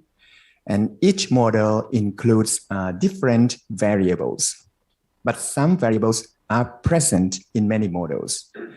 So there should be some variables that are significant across all populations. So that brings me to this research study. I did meta-analysis to define significant simple variables in differentiating intestinal tuberculosis from Crohn's disease. And I built a differentiating model, including all those significant variables using their positive and negative likelihood ratios. This study includes 38 studies from inception to September 2015, comprising more than 2,000 Crohn's disease and nearly 1,600 intestinal tuberculosis. 55 variables that were present in at least 3 studies were selected for meta-analysis, as you see in the 2 boxes. And here are the results of that study. The results are shown in this diagram. And as you see, the circle with red color represent the significant variables favoring intestinal tuberculosis, while the circle in blue color represent the variables significantly favor Crohn's. The size of each circle represent the number of the patients included in the meta-analysis of that variable, and the length between the midline to each circle represent the magnitude of significance of that variable. For demographic and clinical manifestation, the presence of fever, night sweat, lung involvement, and ascites significantly favor intestinal tuberculosis, while male gender, hematochezia, presence of perianal disease, and extra-intestinal manifestations favor the diagnosis of Crohn's. For endoscopic findings, transverse ulcers, patulous IC valve, and in the involvement of cecum or IC valve involvement, significantly favor intestinal tuberculosis, while longitudinal ulcer, abduct ulcers, cobblestone appearance, stricture, mucosal bridge, and involvement of rectum or sigmoid colon significantly favor Crohn's disease. For the path findings, presence of granuloma favor the diagnosis of TB, and some characteristics of granuloma, such as confluent, large, and multiple granulomas per section, favor the diagnosis of TB. Lymphocyte cupping, ulcer-like by histiocytes also significantly favor TB. and only focally enhanced colitis favor the diagnosis of Crohn's. For CT enterography, short segment involvement favor TB, while wall stratification, presence of calm sign, and fibrosity proliferation significantly favor Crohn's. And the last, positive interferon gamma release assay for TB significantly favor TB strongly. And those are all significant variables in that study.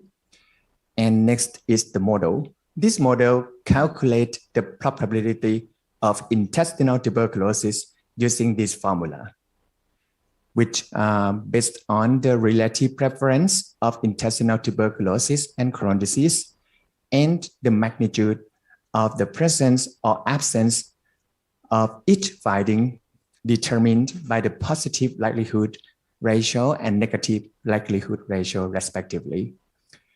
Any findings without a variable results, for example, you do not do CT enterography in some patients and do not have any data about CTE, the model defaults those findings to a likelihood ratio of 1 for that finding. That means there's no effect of those findings on the calculated probability. And let's see what model looks. You can access this model in this website or scan this QR code.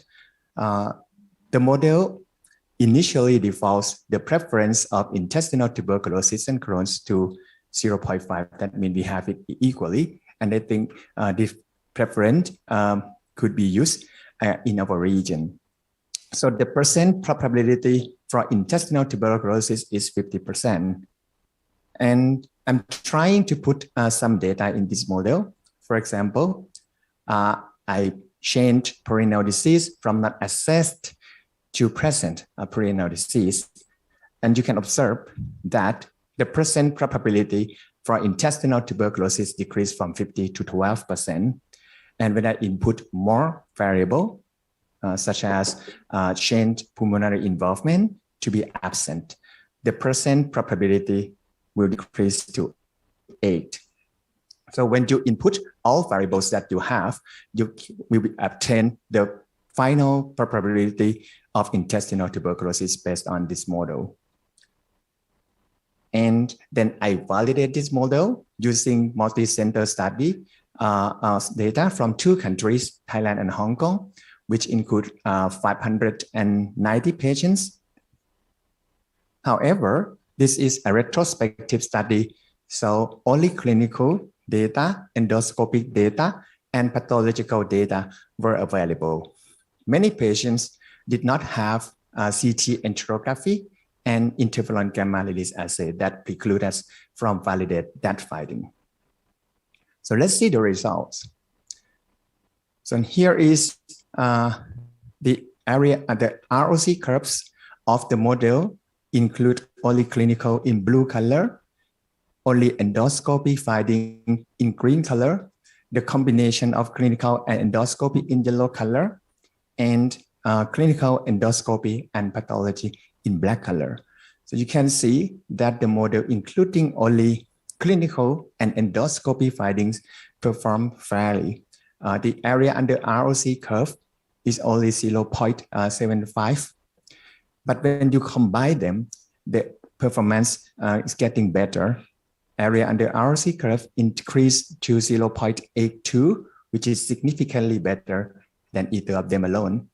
And when you add the path findings, the model performs further better.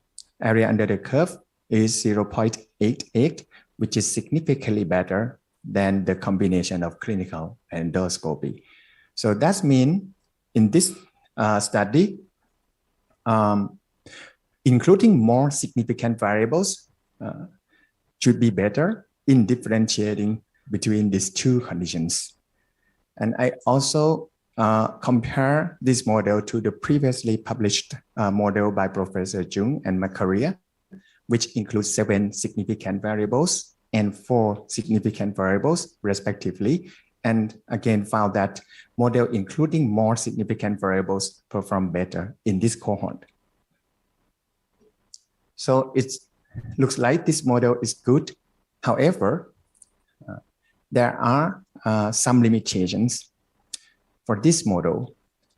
The first is in this cohort, there were significant numbers of intestinal tuberculosis were misdiagnosed as Crohn's disease when you use this model. As you see in this diagram, is represent the calculated probability of intestinal tuberculosis from the model in patients with Crohn's and intestinal tuberculosis based on each model, clinical endoscopy, and all. So for this one, it's the best model. You see that the probability separated most between the two groups. However, when you look at these patients, there were some patients with TB had the probability of tuberculosis as low.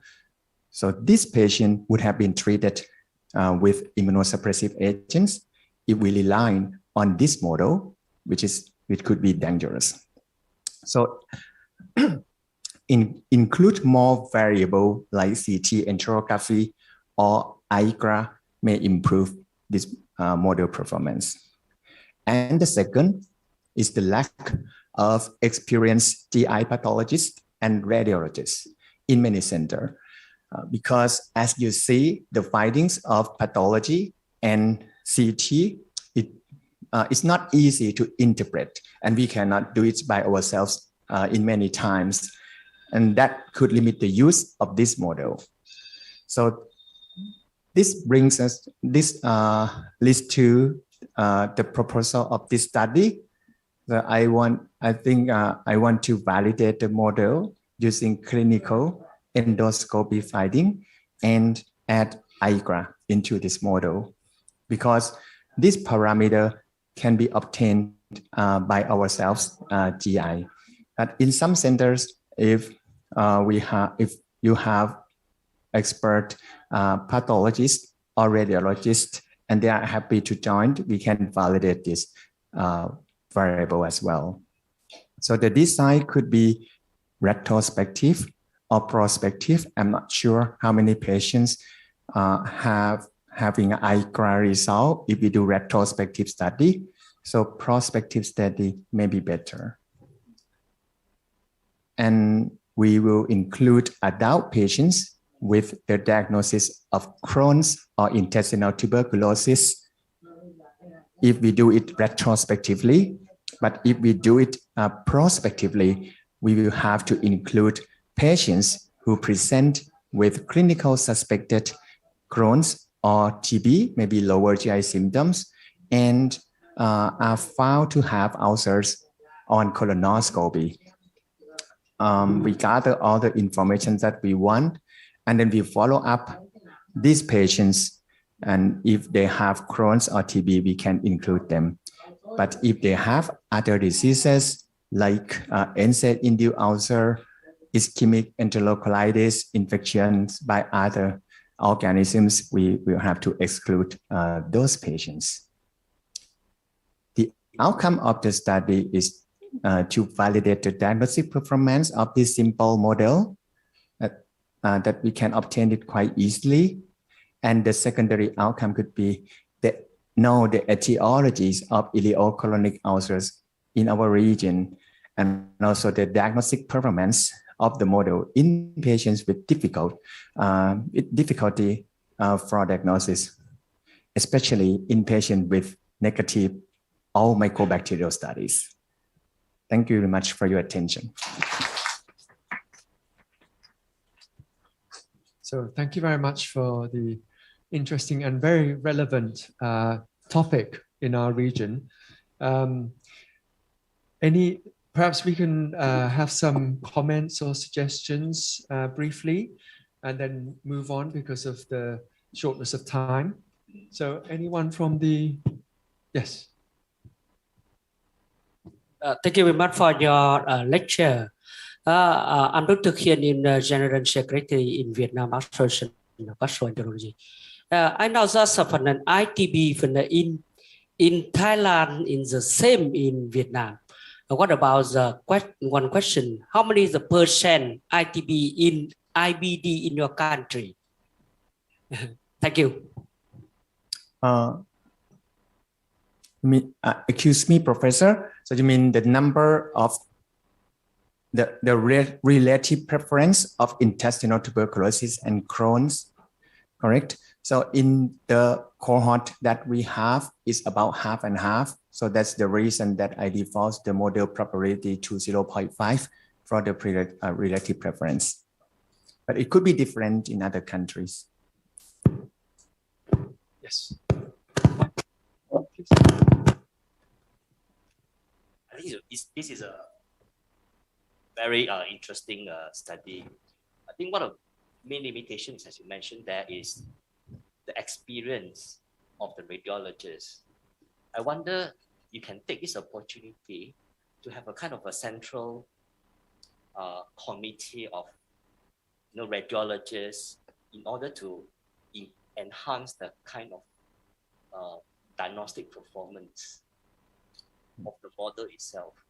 Yeah, thank you very much. I agree. I totally agree with Professor Justin. And not only for radiology findings, even endoscopy findings maybe we have inter-observer variability. So in this study, if we can do prospective cohort, we may be able to record the video and let other doctors in the studies interpret the finding, and we can know it. Exactly. So rather than doing a retrospective, we just put and say, we want to do a prospective. Yes, but in retrospective, if we don't have video record, if we have only the pictures, it's difficult to interpret sometimes. Yeah. So if you have a predefined protocol with very clear guidelines on how you take a pictures and things like that, then I think you have a much better outcome. Yes, thank you very much. Thank you, Professor Justin. Very, very relevant comments. I think if that is all for comments for this topic, the decision and discussion will be taken in, I'm not sure whether the panelists afterwards or whether the scientific committee will be discussing this further. So thank you very much, Professor Julata. So our next speaker will also talk about a specific issue with inflammatory bowel disease, the accuracy of diagnostic modalities in sarcopenia. Our speaker is Professor Rabinu Rangga Pribadi from the National General Hospital, Indonesia. He's a representative here from the Indonesian Society of Gastroenterology. So please, Professor Rabinu.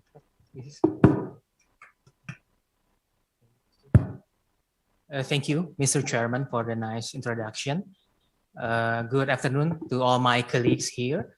I would like to extend gratitude for CASET and VNAGE for inviting us to this important meeting to provide a glimpse of our proposal of project introduction. The title maybe is not so familiar for most gastroenterologists. We are talking about sarcopenia. Sarcopenia is a field usually for rheumatologists. So we will dig deeper into this topic. Let me proceed. Okay, for the first question is what is sarcopenia? And I would like to elaborate more easily. This is the picture of a CT scan of thigh muscle. And then it showed on the left side is a muscle here. Here is the quadriceps muscle. And this one is hamstring muscle in young healthy person. You can see there that this muscle is normal with few fat layer. But you can see on the right side is the sarcopenic thigh muscle in. Okay, but you can notice that the muscle mass is decreased with the enhancement of the fat layer and the right side of the picture. So basically, sarcopenia is a decrease of muscle mass. basically.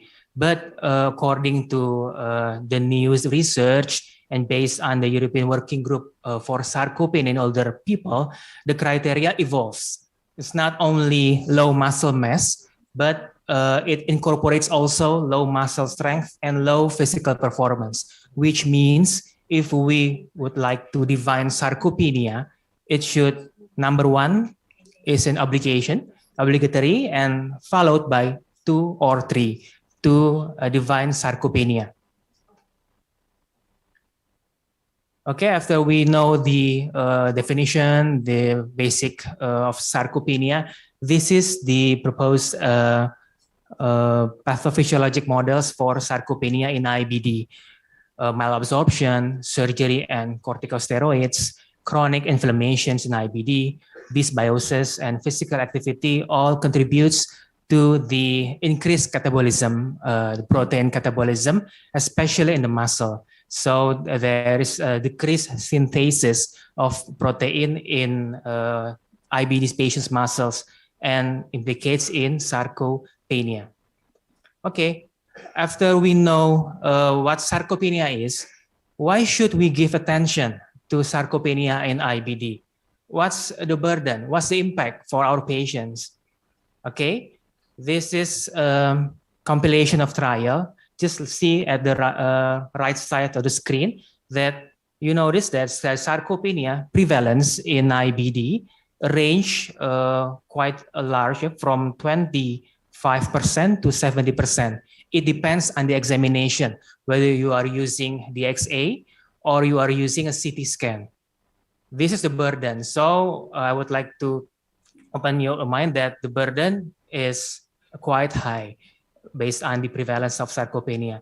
This is the impact of sarcopenia in IBD. There's a lot of it, but I will show you a brief that psoas muscle area measured, then it's related to post-operative complications in Crohn's disease, and then related to post-operative outcomes in acute severe UC, and novel predictor of need of rescue therapy in hospitalized patients for UC. Basically, sarcopenia is poor predictor for bad prognosis.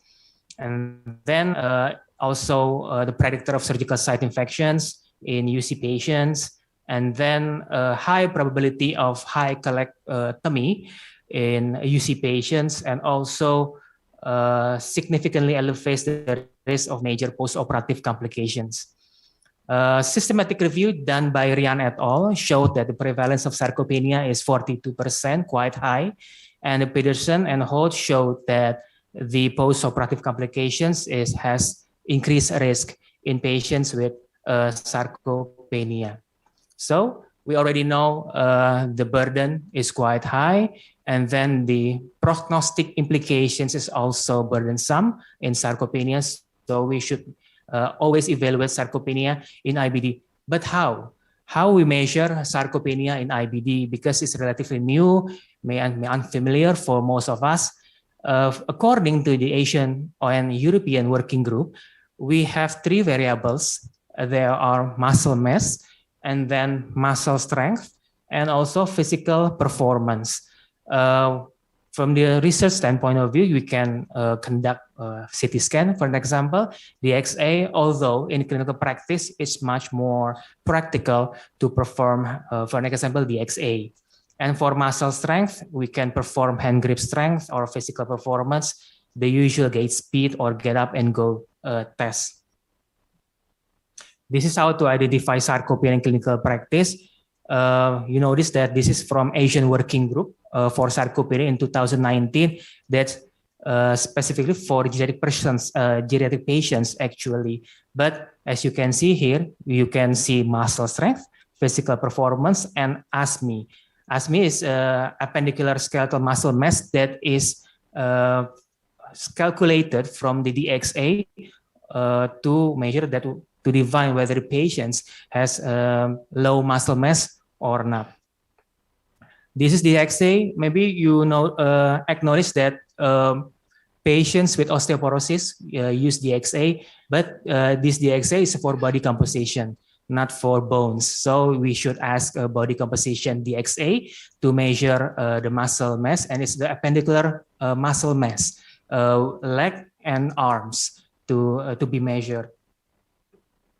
And then this is the hand dynamometer, hand hydraulic to measures the hand grip strength. This is the 5 times chair stand test to measure the performance test. These are the treatment potentials, exercise, diet, and medications.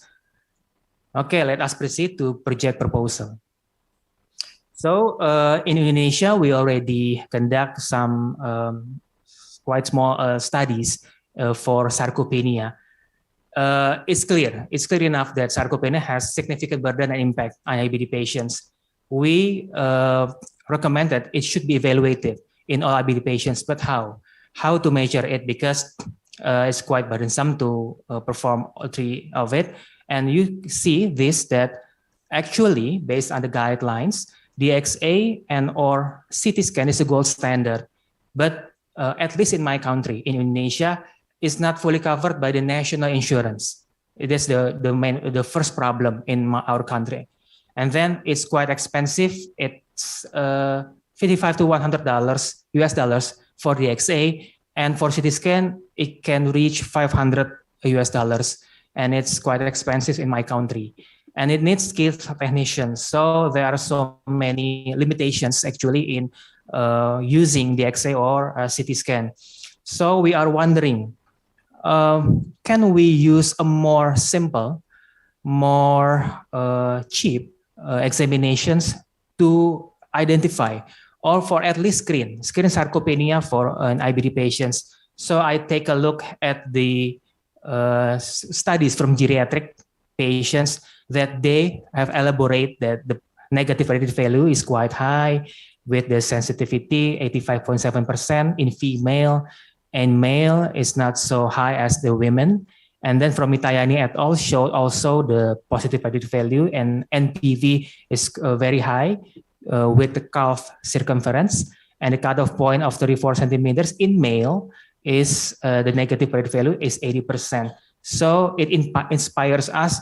Maybe we can use thigh and calf circumference to identify or screen sarcopenia, which much more cheaper and much more feasible for us in developing countries.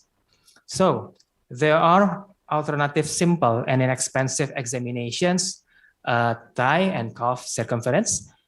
But we know that the diagnostic accuracies in screening have not been explored. And we propose that the objective of the study to obtain prevalence of sarcopenia in IBD patients, to find cutoff point and diagnostic accuracy, which consists of sensitivity, of course, specificity, positive predictive value, NPV, likelihood ratio, positive and negative, and for both thigh and calf circumference. The methods, of course, cross-sectional diagnostic study that can be conducted at the multi-center hospital of Rapid Nations and the gastroenterology clinic. And maybe we can start from May, maybe for 2023, if it's possible. And these are the inclusion-exclusion criteria. And then these are the conceptual framework that for diagnostic study, we have the index test and of course the gold standards. The gold standards we propose using the criteria by AWGS 2019. And these are the index tests that should be tested to find its diagnostic accuracy. These are the operational definition. I will show you later how to measure it. And I would like to explain this, that these are the skeletal muscle index. So when we are using DXA from GE or other, we get the value of the muscle mass, the appendicular muscle mass. And we should adjust it with the height of the patients. So we get this one, the muscle mass divided by the square of body height.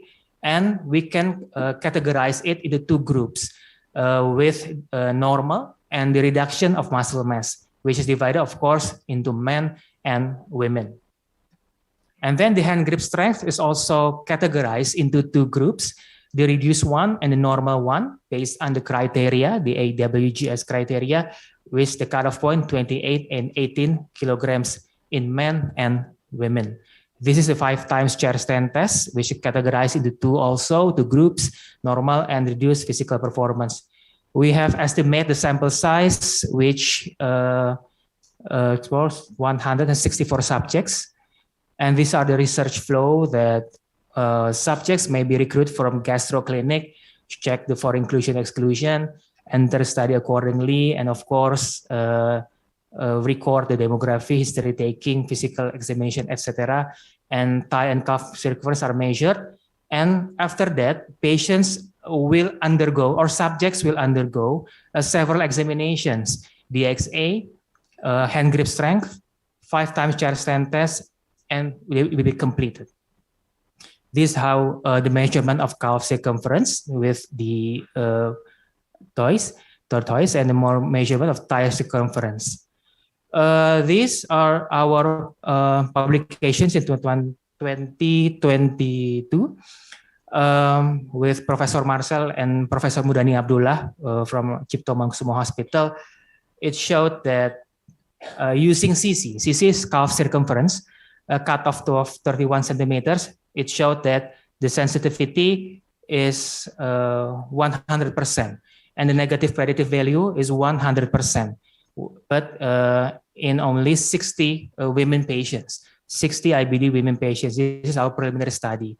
And using TC's thigh circumference cutoff less than 50 centimeters, we also get the sensitivity of 100% with slightly with higher negative predictive value, 100%. So based on this preliminary study, it showed that maybe we can use thigh or calf circumference as a screening modality, whether this patient should undergo DXA or CT scan. These are the potential applications of, for example, I take a thigh circumference measurement in the clinic. For example, a female IBD is attending to our clinic. We measure the thigh circumference. If it's over than 50 centimeters, it's normal. No need for further sarcopenia examination. But if it's less than 50 centimeters, we should go for further examinations. But if it showed no sarcopenia, okay, stop there. But if it's sarcopenia, we should consult. Usually we get together with the physical medicine and rehabilitation, and of course nutrition to increase the muscle mass. This is the potential applications of the research result. So the interpretation, if less than 50 centimeters, is negative. And in the Cipto Mangunkusumo Hospital settings, it's 100%. So the chance of not having sarcopenia is 100%. No need for further investigation towards sarcopenia.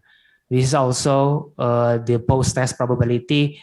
And if we are using this model, the possibility of IBD female with sarcopenia decreases from our prevalence in our hospital is 11.6%, decreased to 0%.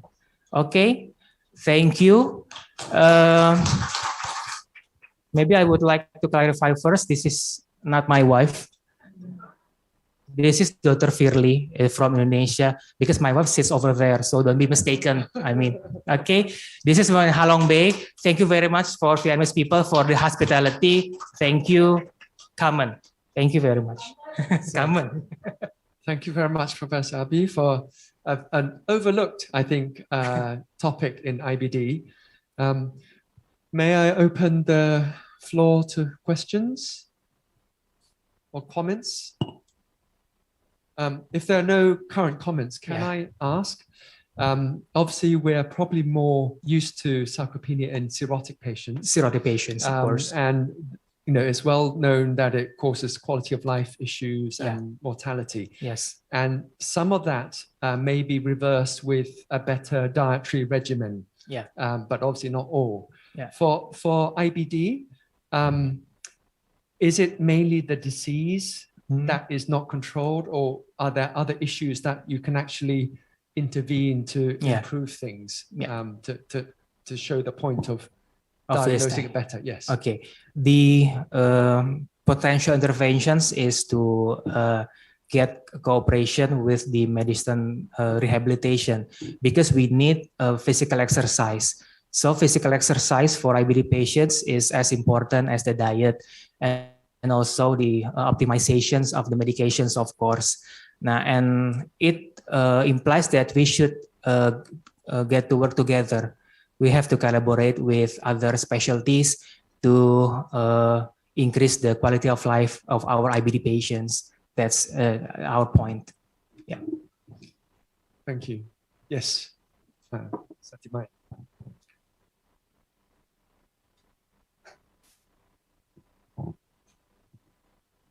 I'm Satimai from Bangkok, Thailand. Thank you, Abby, for your nice presentation and Thank nice you. study. I just want to add a comment about the sarcopenia. I think this is a good opportunity for us to look for the IBD in our regions, because from the Western country, the problem is about obesity.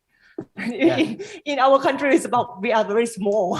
Yeah. When we got the IBD, we are too small, too thin. So it's very good. But I want to add this is the first step that we look for the prevalence. Yeah. I think the next step that we have our cohort group, we need to look for is that the bad or the unfavorable outcome, even for the treatment response or even in the surgery a bit. That would be great. Yeah. Thank okay. you. Thank you.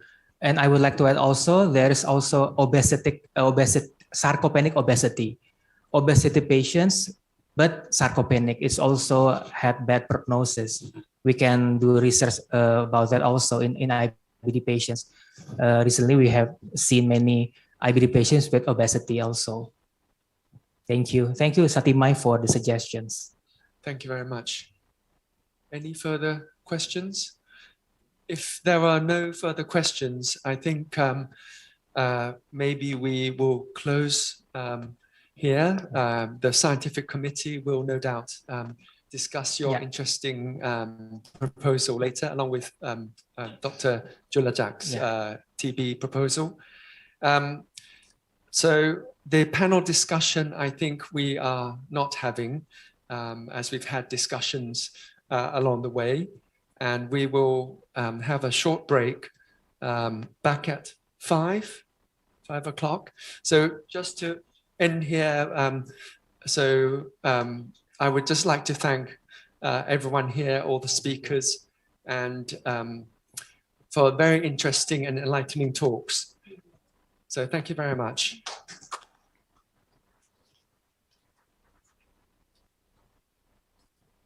So please come back to the hall in 10 minutes and then we will start the session 3. Thank you.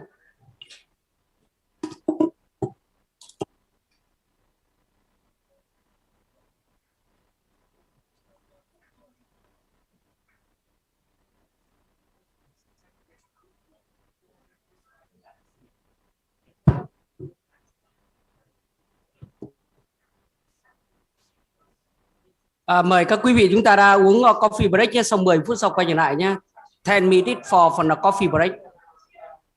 Sau đó thì đề nghị là các bạn ở Việt Nam ấy là chúng ta phải ở lại đến cuối, và đến cuối ngày hôm nay là có ăn tiệc ở dưới tầng B1 và có cái chụp ảnh trước khi ăn buổi tối này nhé. Mời các thầy ngay cái chị thông báo thế ạ.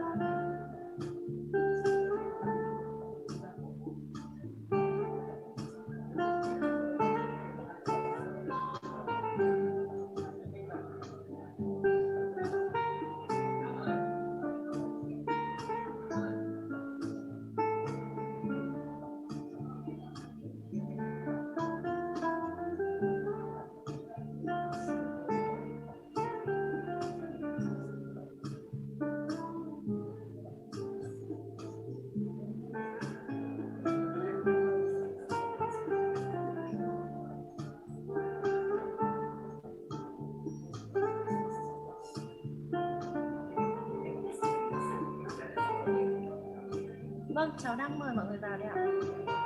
Dạ, dạ. Vâng, vâng, vâng.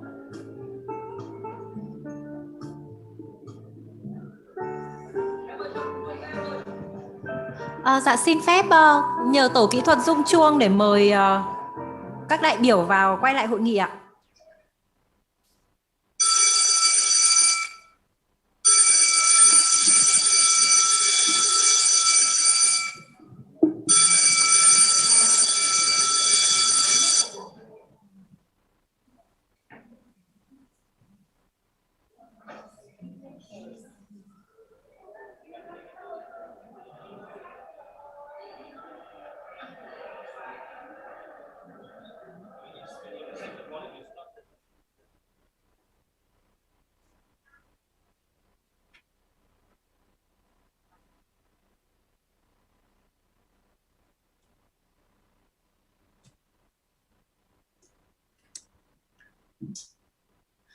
Thank you for coming back for the last session.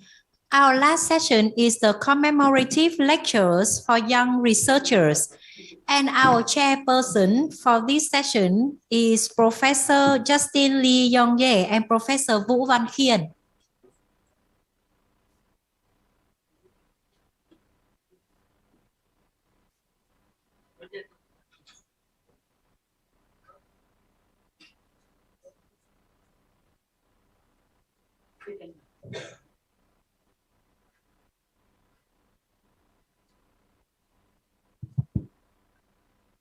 So very good evening, and hopefully everyone has come into the room. Great. So my name is Justin, and I have my distinguished moderator with me, Professor Vũ Khiên. All right. Now let us have the first one going, right? The first speaker, I hope he is here. Professor, is it Dr. Vũ? Right. Professor Huang. Is he here? Yes, great. Right, great. Thank you. So I'm sure we will hear some very exciting lecture from Professor Huang. Yeah. So I'm sure let us get the floor started. Thank you so much. Yeah. Good afternoon, everyone.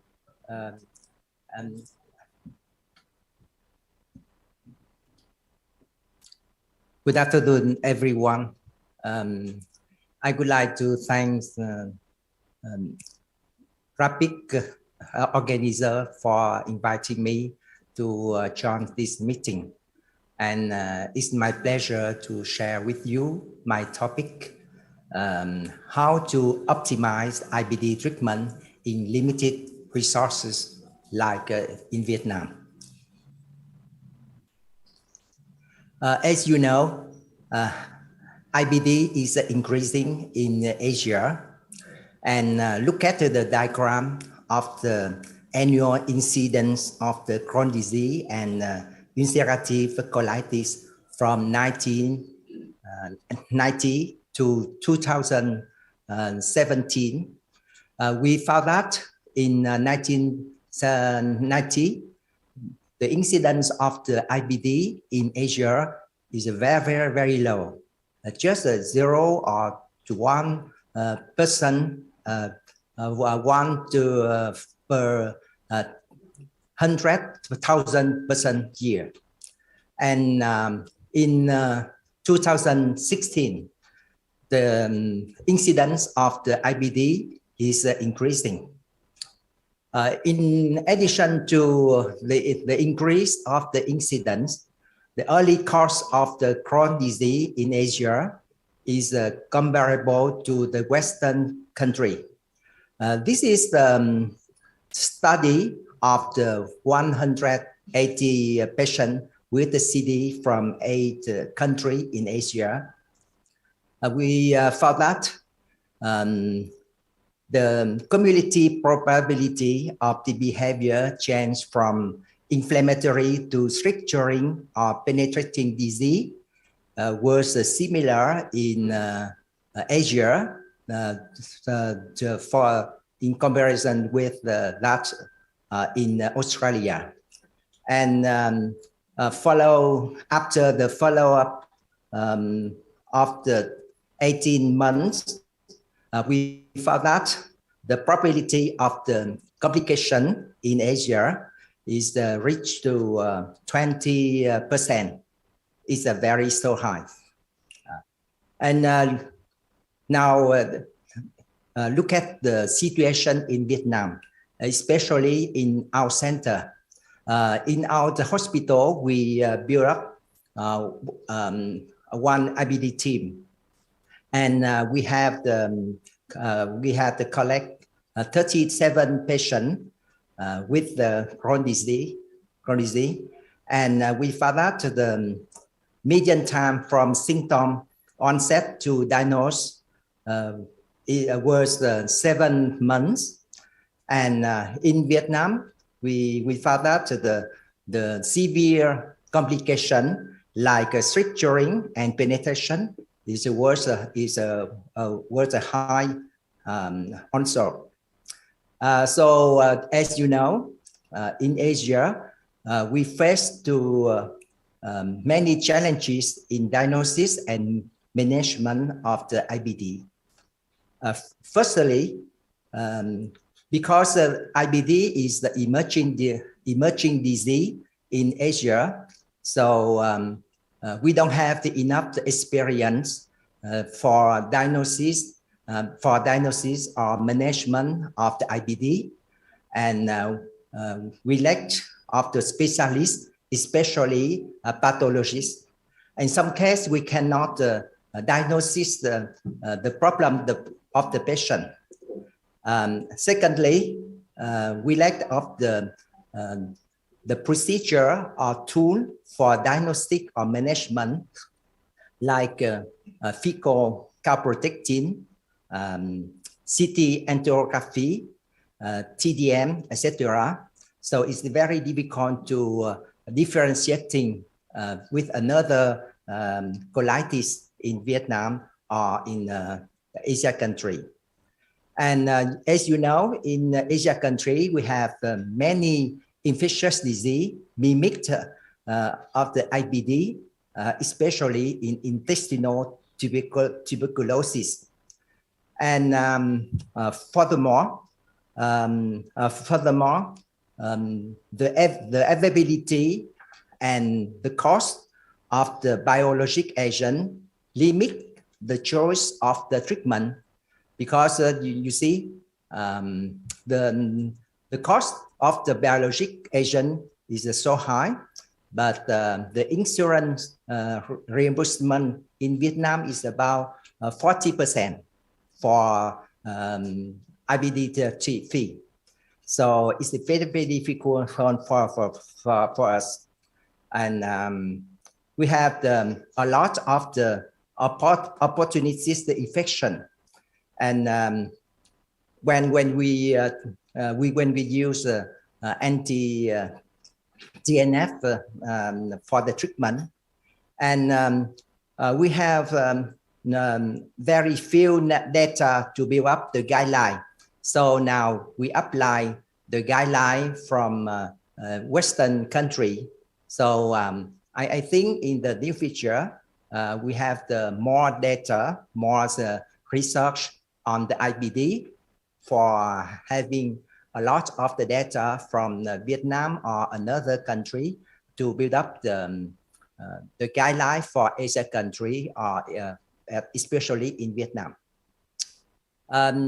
You can see IBD is a very difficult disease for diagnosing and treatment, with a lot of the complication involving a lot of the specialty. So it is necessary to set up IBD team to collaborate all specialists to work together and to assess the patient, the diagnosis, and the management. And in our center, we have the IBD team, and include this team including gastroenterologists, surgeon, IBD nurse, radiologist, endoscopist, nutritionist, and clinical pharmacists also. The big problem in Asia is the differentiating intestinal tuberculosis from Crohn's disease. It's very interesting today to hear from the study in Thailand from the model to evaluate and to differentiate the CD from intestinal tuberculosis. But in case for the diagnosis of the TB or CD, we have to base on many data like history, ICRA, endoscopy, histology, etc. And in case of the suspicion TB cases, we have to treat TB first and follow for 2 months. And after that, if the condition of the patient improve, we continue the treatment. And after 6 months, we have to do the endoscopy to find out the healing of the mucosa colon. For the treatment of the IBD, we have the two strategy, step up the approach and top down approach. As you know,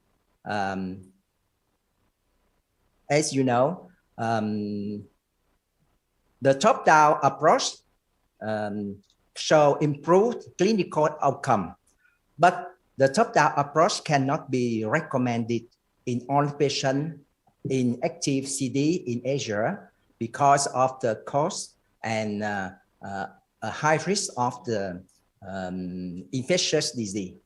So an accelerated step-up to biologic therapy can be suggested after consideration of the high risk risk factor and predictor of the poor outcome.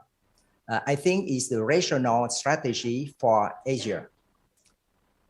This is the suggested strategy for IBD in Asia.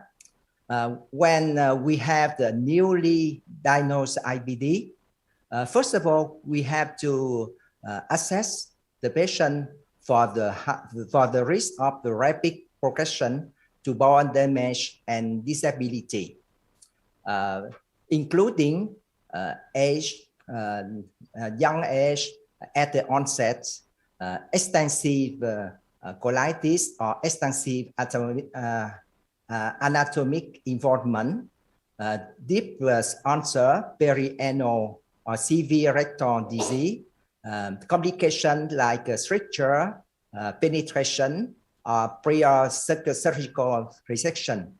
If the patient have the high risk of the progression to bone damage, we have to choose the top-down or accelerated setup. In low-risk patient, we try to start with the conventional setup. In our IBD team, we collect 56 patients, and applying this strategy, we have the 1/4 patient have the top-down and accelerated setup, and but we have also the about 20% patient have the surgery within the first 3 months since the diagnosis. So I think the IBD in Vietnam is also severe than another country. For optimizing conventional therapy, we have to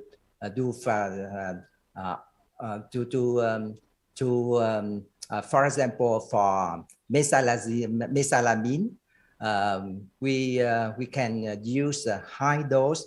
That means more than 3 grams per day is better than a standard dose. For the patient have the pancolitis, we have to combine oral and topical route for the treatment. And once they improve the compliance of the patient, and when the patient have the when the patient improve the clinical symptom, we continue the treatment to prevent the relapse of the disease. For steroid, if you have the budesonide, try to use budesonide for mild to moderate IBD. But unfortunately, in Vietnam, budesonide is not available. In case of the oral steroid, if the patient don't have enough the response, we try to give IV steroid before starting to biologic agent. For thiopurine, start at the low dose and gradual titrate up, and check CBC and transaminase regularly because this medication had a lot of the side effects. For optimizing anti-TNF in Asia, it is recommended to combine anti-TNF with the azathioprine, or that means the immunomodulator, to prevent the immunogenesis. And when we treat the patient, we follow the patient very carefully to find out the opportunistic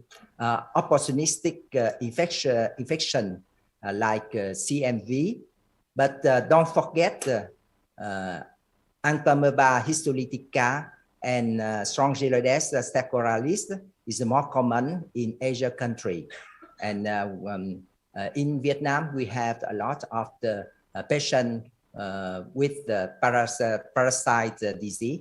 So it's a very common, and we have the careful for this situation.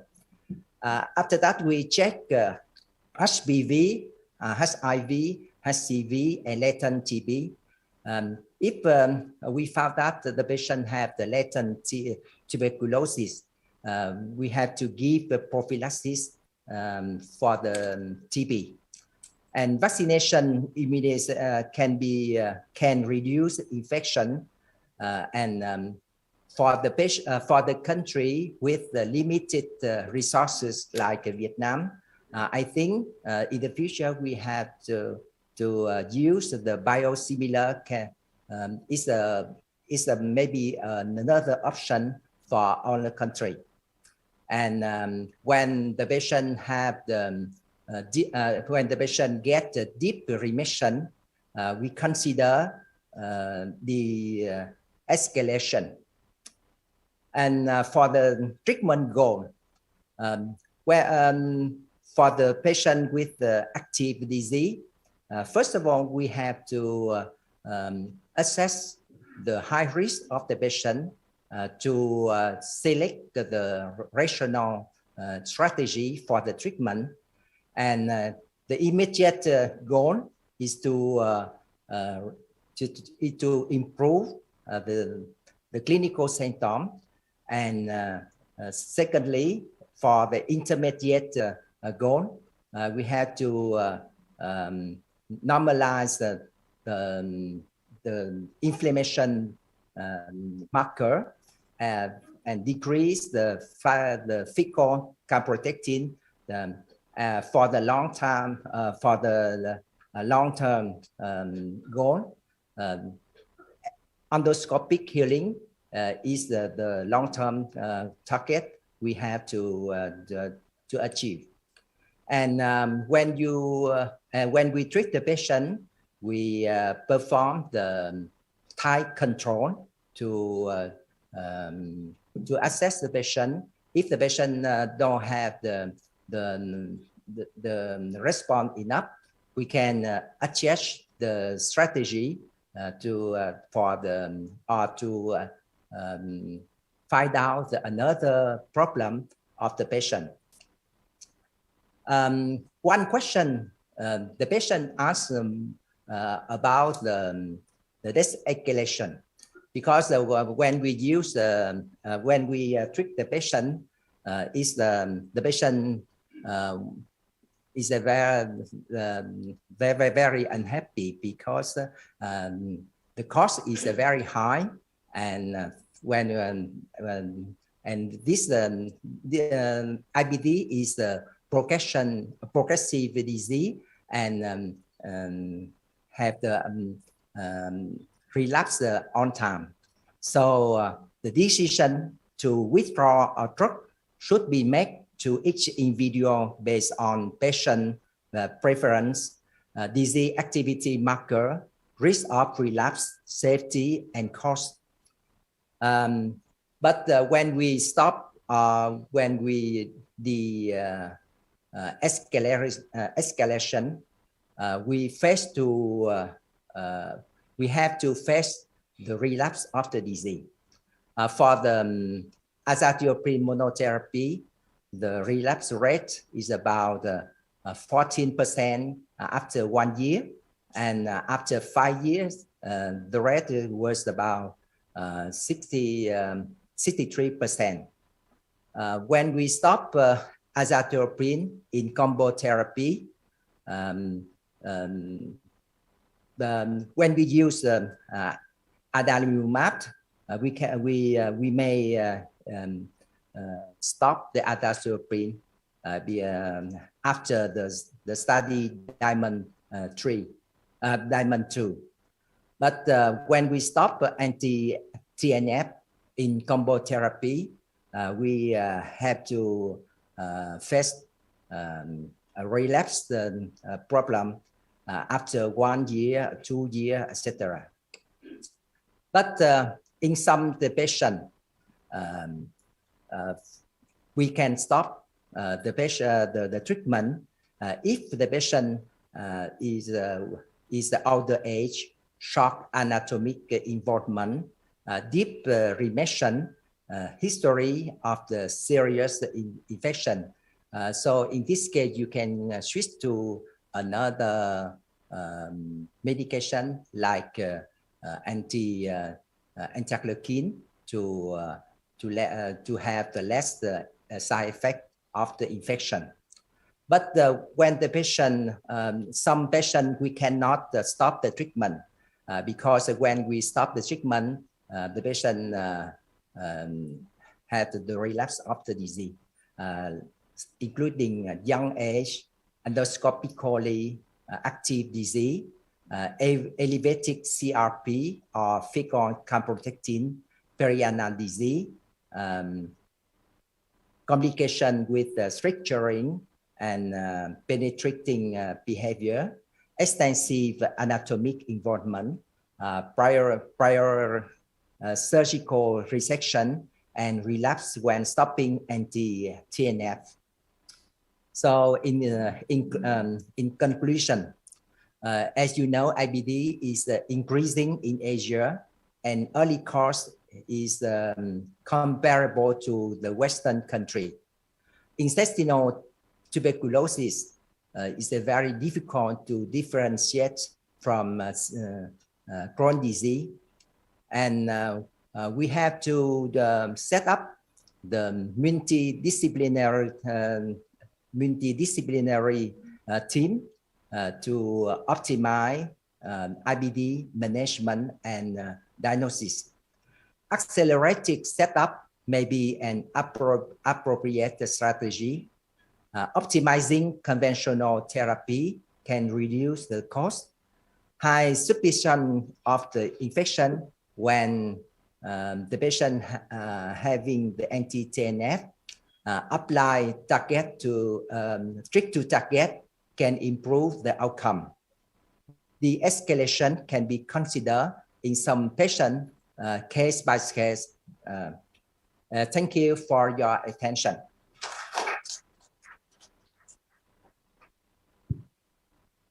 Right, a very great talk. May I open the floor to question? Yes, please. Yeah, I also came from Korea. Thank you for a very nice talk, and I was very impressed by the very high percentage of patients receive top-down therapy, because top-down therapy is not available in Korea in this situation.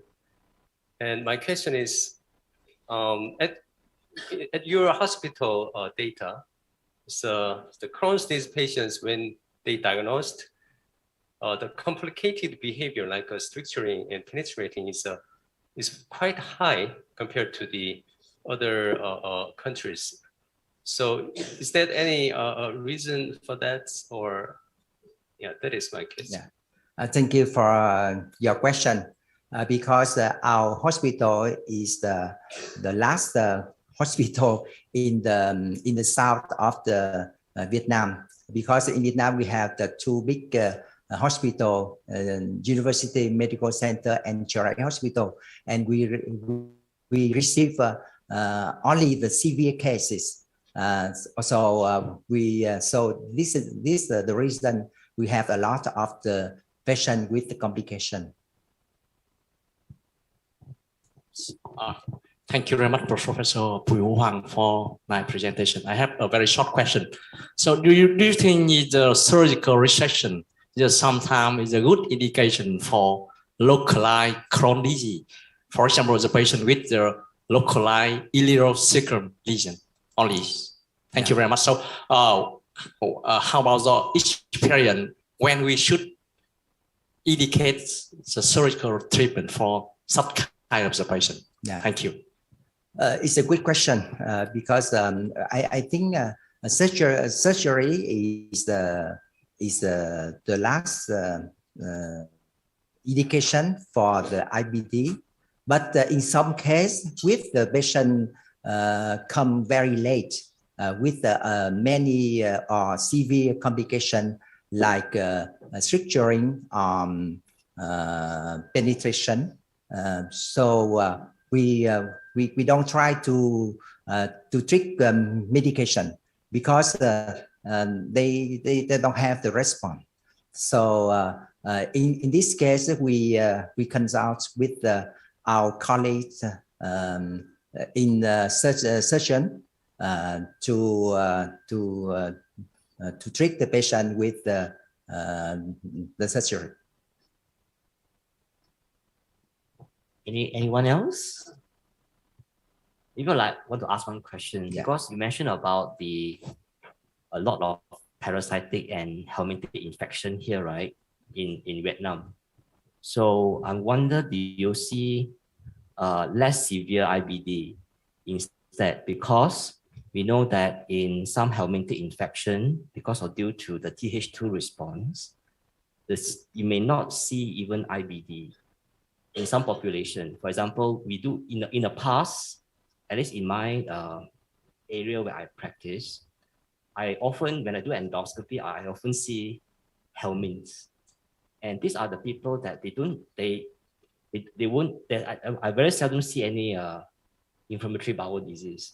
But more recently, I don't see any more helmintic infection in my endoscopy, but yet we are seeing more IBD. I wanted to hear your experience. Yeah, so this is difficult to respond because now before when we do the endoscopy, we don't have the IBD. So it's very true.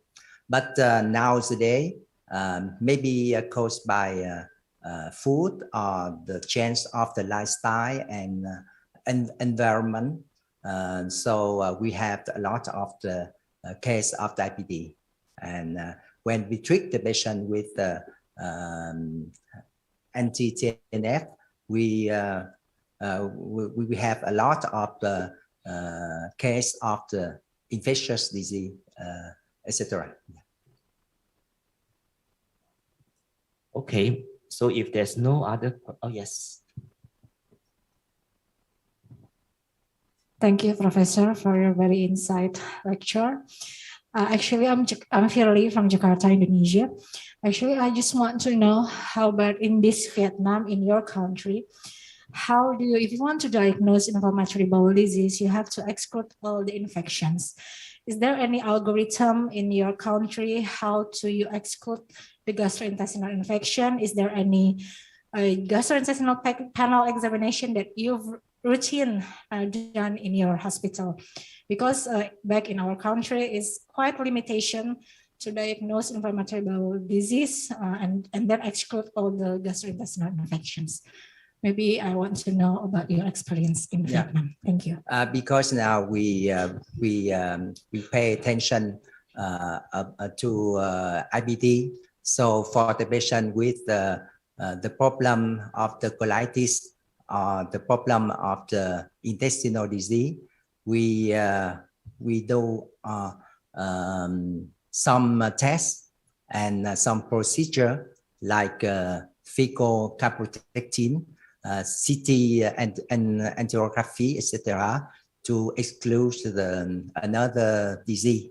And we do again the endoscopy, and we do the biopsy, and we discuss with our pathologist to find out the diagnosis. Because when we have the team, IBD team, we work together and we discuss together to find out the exactly diagnosis. And when we treat the patient and we follow up the patient, if the condition, the clinical condition cannot improve, we reject the diagnosis and we do biopsy again, etc., to find out the exactly diagnosis. Yeah. Okay, thank you so much. We need to move on in the interest of time. Next would be Professor Tan I. I think she will be online. Certainly, she is someone that we know very well from Myanmar. Okay. Thank you very much. Thank you very much. So shall we have the presentation? Thank you.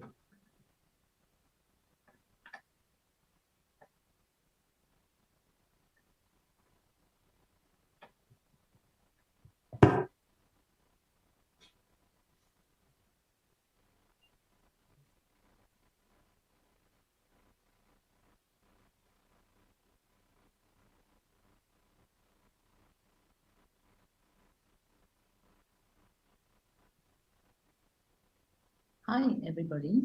I'm Dr. Tan I, consultant gastroenterologist from Yangon General Hospital. First of all, I would like to thank Korea's.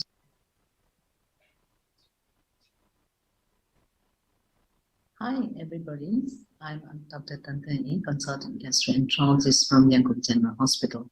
First of all, I would like to thank Korea Association for the study of intestinal disease and Vietnam Association of Gastroenterology allowing me to participate in your auspicious event.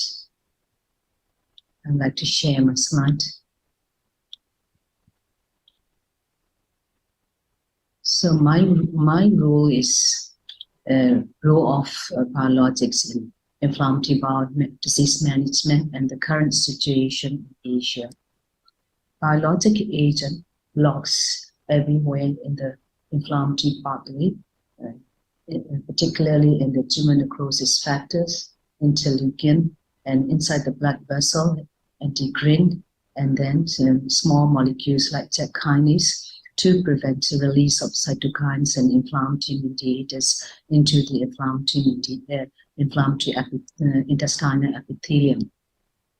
Currently available biologics, which has been approved by FDA, are anti-TNF, anti-integrin, anti-IL-12, IL-23 and JAK kinase inhibitor. We have short-term and long-term goals in the inflammatory bowel disease in the men when we manage the patient with inflammatory bowel disease.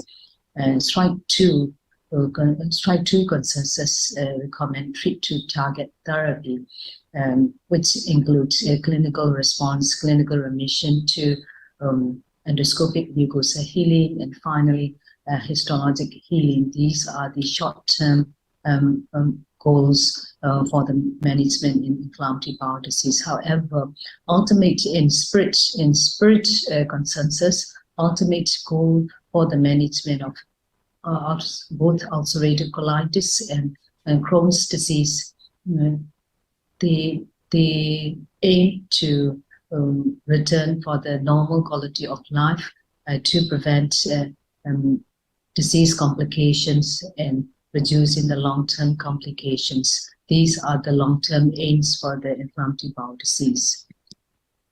The first randomized placebo-controlled trial of inflammatory bowel disease in 1997 by Duggan et al. This is multinational, and they found that a positive response at 4 weeks was obtained in over 80% of the patients treated with infliximab. It is intravenous form compared to placebo. This study was confirmed by SN1, and infliximab is a better response. It is beneficial in the remission at weeks 30 and 54, and it's likely to discontinue corticosteroids, and it also have maintenance the response for the longer period of time. And in the SN2 study, show that patient with fistulizing Crohn's disease, there is a complete fistula closure was greater in the infliximab arm rather than the placebo. So infliximab is also useful in the induction and maintenance therapy for ulcerative colitis in terms of clinical response, clinical remission, and mucosal healing at up to week 54 compared to placebo. It is shown in AD1 and AD2 study from Belgium and the United States. Another biologic therapy is another anti-TNF therapy is adalimumab, which is a human monoclonal antibody, and it comes with subcutaneous form, and it also have induction and maintenance for the moderate to severe Crohn's disease in CHARM trial. And the benefit is that adalimumab adalimumab can be used in the patient who does not respond, who has lost response or intolerance to infliximab. Adalimumab has a tolerated and beneficial effect of those patient group as well. Adalimumab is also used in maintenance treatment for Crohn's disease. It is expressed by a classic 2 trial. The second biologic therapy is anti-integrin, and which is vedolizumab, and it's also used in moderate to severe Crohn's disease. And vedolizumab group achieved clinical remission, both clinical remission and clinical response is superior to placebo group at week 6. In the Germany 2 study, it also showed that maintenance of vedolizumab is beneficial effect of maintenance therapy up to week 52 compared to a placebo group.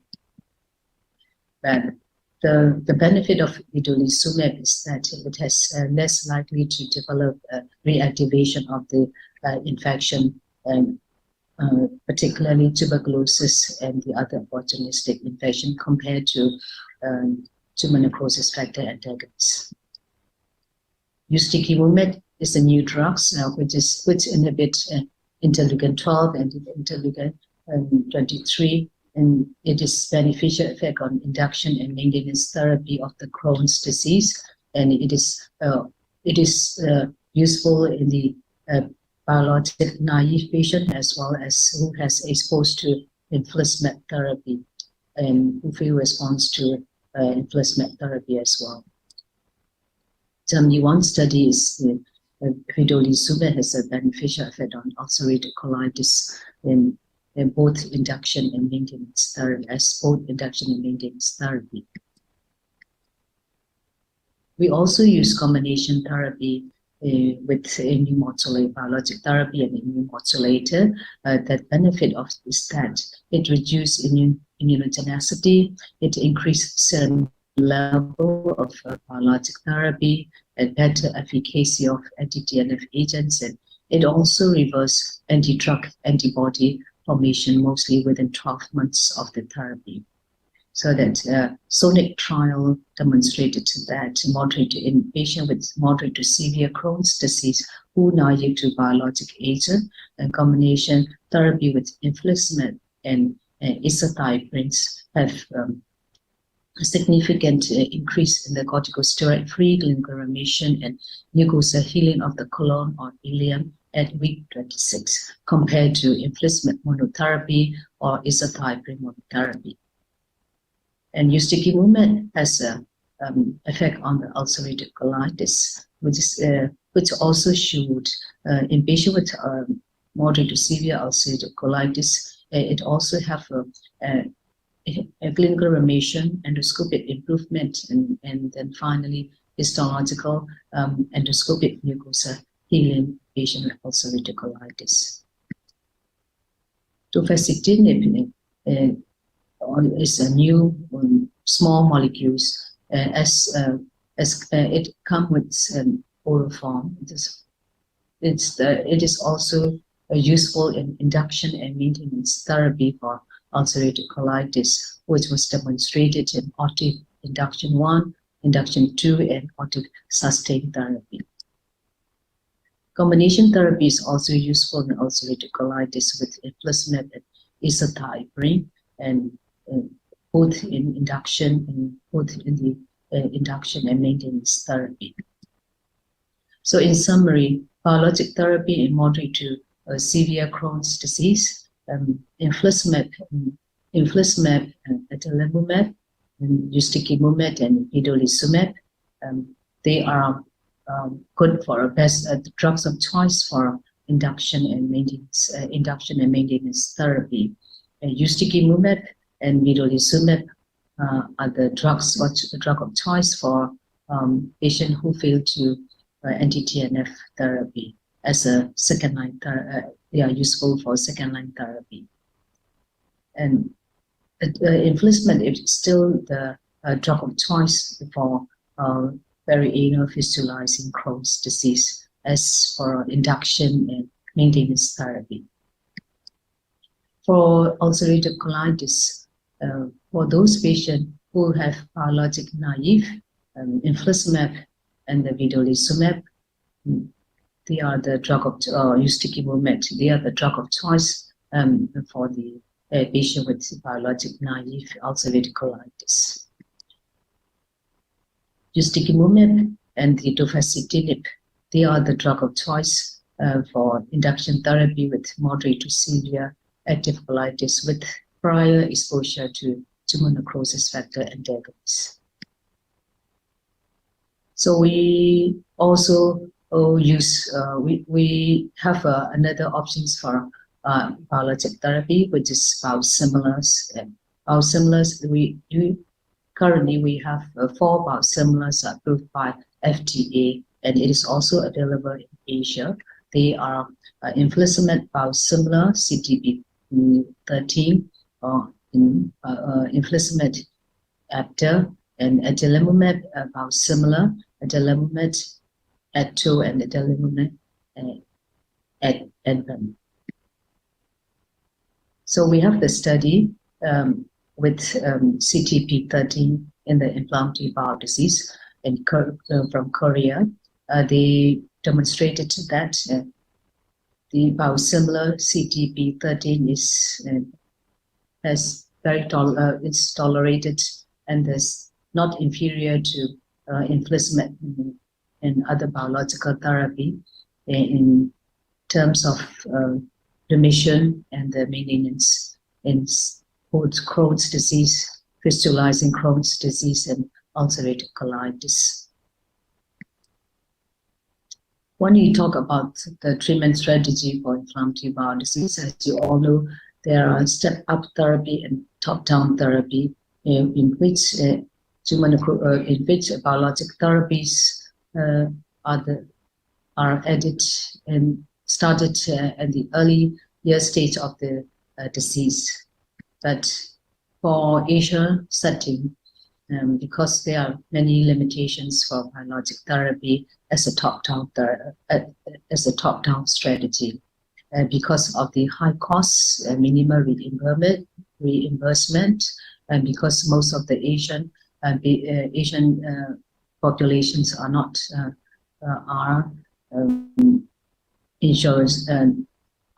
not insured, and risk of infection and the drug availability in some resource-limited countries in Asia have only anti-TNF agents, and there is no anti-integrin inhibitor or UTK movement in most Asia countries. For us in Myanmar, we don't have any anti-TNF or anti-integrin currently. So another thing is appropriate drug concentrations and antibody testing are either not available or not feasible in Asia countries. Biologic use in Asia, this is a very large data collection from 38 centers in 15 countries, South Asia, Southeast Asia, and the Middle East. Total patient over 100,000 patients.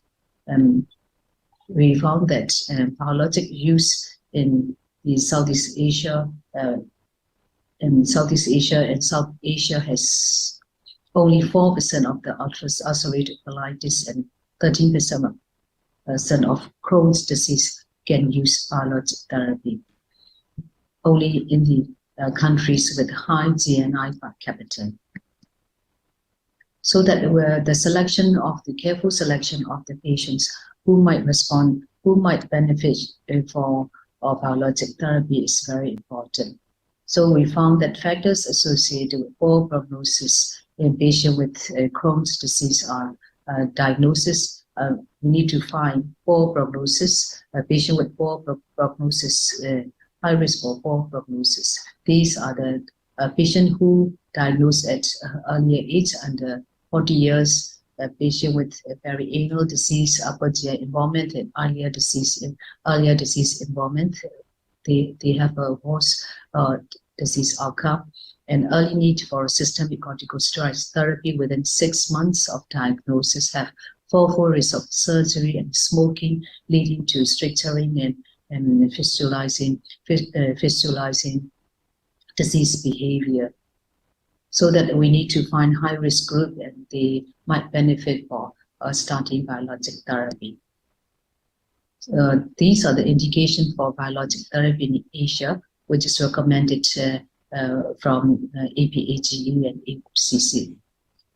In Asia setting, an accelerated step up to biologic therapy is recommended in Asia, and biologic therapy are used to induce remission in patients with moderate to severe Crohn's disease and severe ulcerative colitis refractory to conventional therapy. And infliximab is considered as rescue therapy in acute severe ulcerative colitis who are not responded to intravenous corticosteroid therapy within 3 to 7 days. Biologic agents should be used as first-line therapy to complex perianal fistula in combination with surgical intervention. Anti-TNF are the preferred biologic therapy for extraintestinal manifestation. Currently approved biosimilars are as safe and effective as reference products, so that it can be used as induction and maintenance therapy for both UC and Crohn's. So that the choice of drugs in Asia depends on individual patient profile and risk and benefit of the biological therapies, like risk of reactivation of tuberculosis or hepatitis, and costs and the long-term persistence. So these are, we need to consider these factors before we start biologic therapy. So before biologic therapy, we must find out the latent tuberculosis screening, and we need to treat chemoprophylaxis. For those IBD patients should be screened for tuberculosis by chest X-ray and tuberculosis skin tests and IGRA before anti-TNF therapy. IBD patients with latent tuberculosis infection should receive biological agent in combination with prophylactic anti-TB treatment with at least isoniazid during the first 6 months. These are recommendations from the AOCC and APAT recommendation. And another thing is we need to screen opportunistic infection like hepatitis B, hepatitis C, HIV, and syphilis before corticosteroids and biological therapy. All IBD patients with positive HBs antigen, they must treat anti-KB or tenofovir 1 week before biologic applications. And hepatitis B vaccination should be received for those negative hepatitis B infection. So as I mentioned before, on the background factors in the Asia patient of high costs and the reactivation of the infection, and as well as the drug availability. These are the factors which we cannot use biological therapy for as a long-term strategy. And so that we must consider de-escalation of the therapy at some point. So we need to find out who are the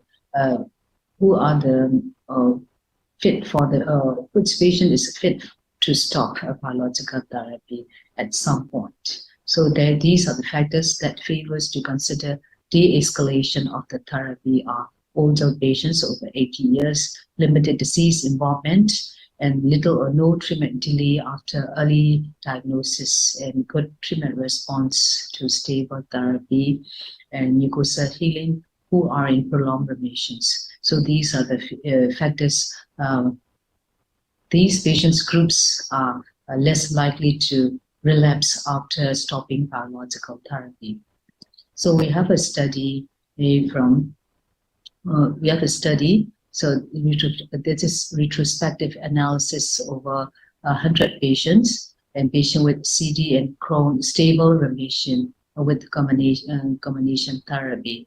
They follow up these patients for 7 months after stopping infliximab. Majority of the patients receive stable condition without relapse after de-escalation of the therapy.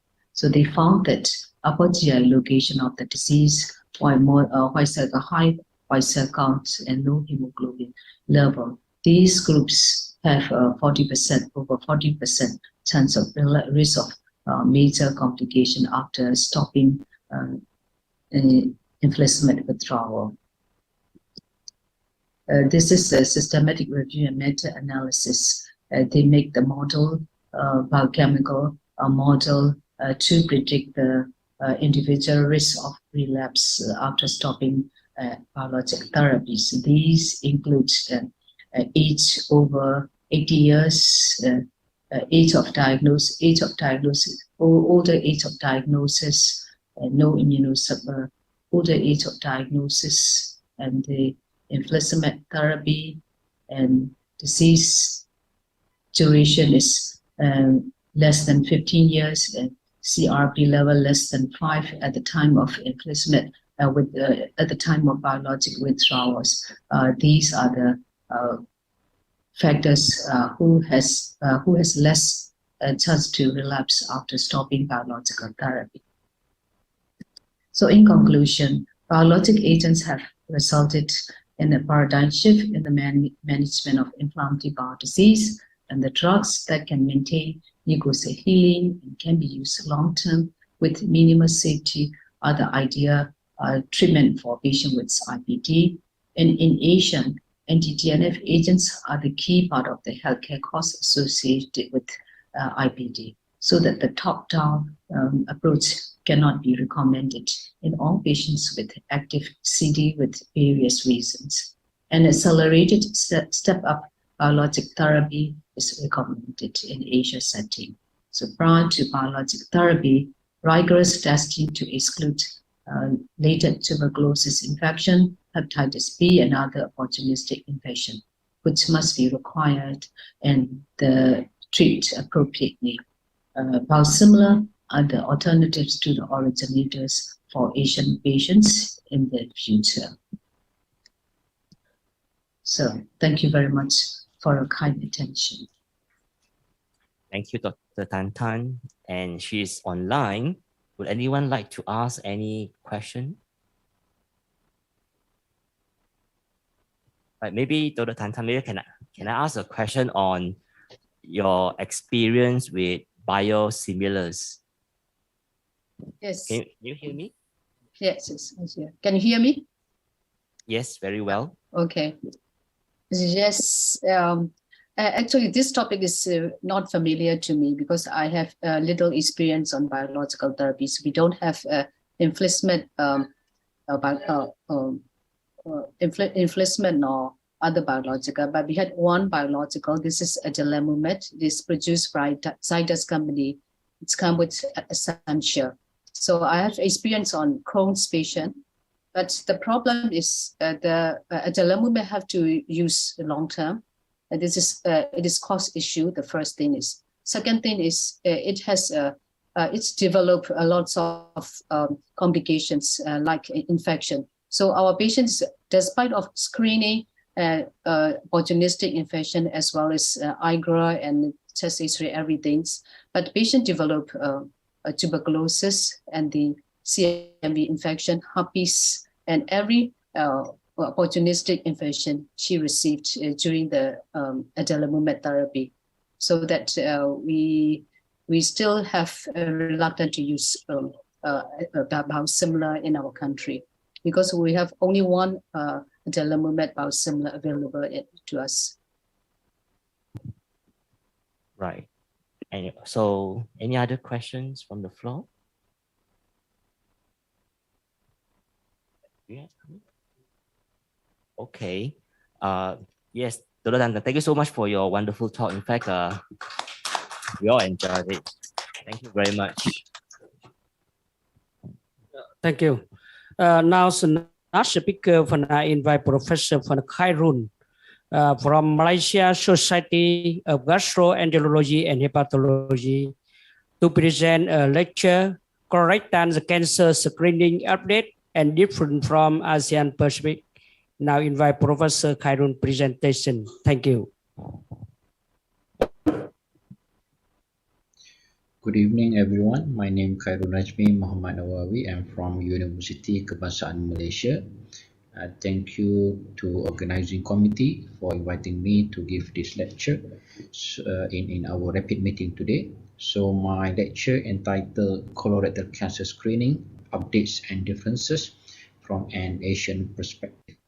And this is my outline for today. So a bit on CRC epidemiology. As you can see on the graph, the incidence of colorectal cancer is correlated well with the countries who have a high human development index. And this index is a composite of economic status, income, and education. So most countries that have high incidence of colorectal cancer include most of European countries, followed by some Oceania, and then Latin America, followed by Asia and also Africa. And this is a global prevalence or incidence of CRC in 2018. Again, most prevalent in America and also in European countries. And then the top bar chart is top 10 countries of highest incidence of colorectal cancer. We can see among them include 2 Asian countries, Republic of Korea and also Japan. CRC in Asia, Asia contribute to nearly more than half of the total incidence of global CRC in terms of the deaths, cancer death. Also, Asia contribute up to 52.4% out of total global CRC death. So it's quite a high disease burden in Asia region, and higher risk of CRCs among ethnicity is in people in Japan, Korea, as well as in China. How about Malaysia? In my country, the latest data that we have in terms of incident rate, we have 21.3 incidents over 100,000, and it's most prevalent in Chinese population, followed by the Malays and Indian. What is the rationale for CRC screening? So we have to go back to Wilson and Jacquinot principle of screening tests. You have to comply and fit into those criteria according to the condition, test, screening program, and treatment. And definitely for colorectal cancer, all of those criteria has been met and ticked. And nowadays, there are a lot of evidence base that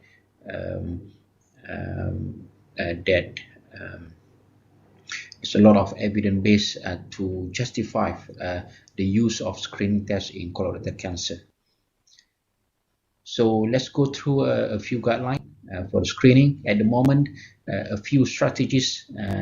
One of them is systematic population-based screening program, which is a nationwide program, mostly in US, European country. In Asia, there's a few countries who have established programs such as Japan, South Korea, Taiwan, and Singapore.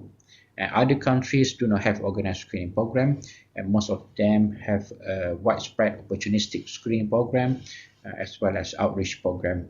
And most of these guidelines recommend screening starting at the age of 50 years, because after this, the risk of cancer increased by 0.5 to 1.5% every 5 years. The test varies according to the countries, but most of the screening program use non-invasive tests, either FIT or guaiac FOBT. However, most opportunity program will rely on the endoscopy. So this is the most recent guideline by US Preventive Service Task Force in 2021. They start to lower the age group for screening from 45 up to 75, and above 75 years of age, they recommend selective screening for people who have a higher net benefit. In terms of recommendation strategies, there are a few which include FOBT every year, FIT every year. They also recommend the usage of stool DNA fit every 1 to 3 years.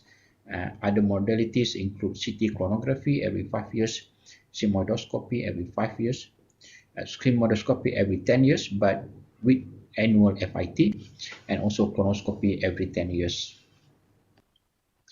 How about in Asia?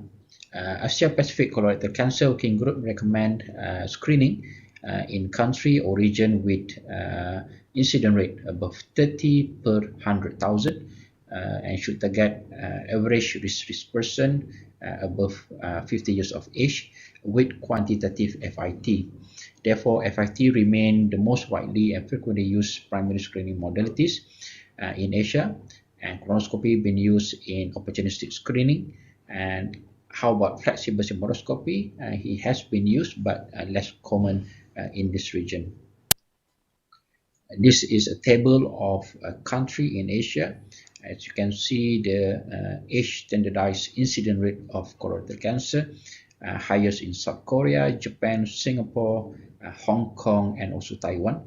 And all of them already have organized full screening program. This is a table of screening program in Asian country. Screening modality, they use FIT, which use two consecutive sample with the interval screening about 1 year, except for Australia and Taiwan, where they do every 2 years. And most of the country also target population 50 years of age, except for Japan, starting at the age of 40. And Japan have the longest screening program, which has been started since 1992. A bit more information in terms of screening strategies in a few Asian countries. In Japan, started in 1992, they use FIT, and then subsequent diagnostic investigation or verification test is done either by colonoscopy or combination of flexible symptomoscopy and double contrast barium enema. However, in the recent year, colonoscopy has become more routine compared to DCBE, and it has shown that there is a decrease in terms of cirrhosis mortality versus unscreened subject, about 72%. How about the screening uptake? Initially, it's around 27, 28, and then it's increasing up to 41.4 and 34.5% in 2013. Screening in Korea, they have two guidelines about in regard to the screening and also surveillance colonoscopy, been proposed by 3 societies in Korea, and the program was introduced in 2004. FIT is provided free of charge, and they target men and women more than 50 years of age. And the positive test is followed by a DCB or colonoscopy. And then if the DCB is negative, either DCB or colonoscopy is recommended 5 years later. Positive DCBE should be followed by colonoscopy. If the colonoscopy is negative, then 10 years colonoscopy is recommended.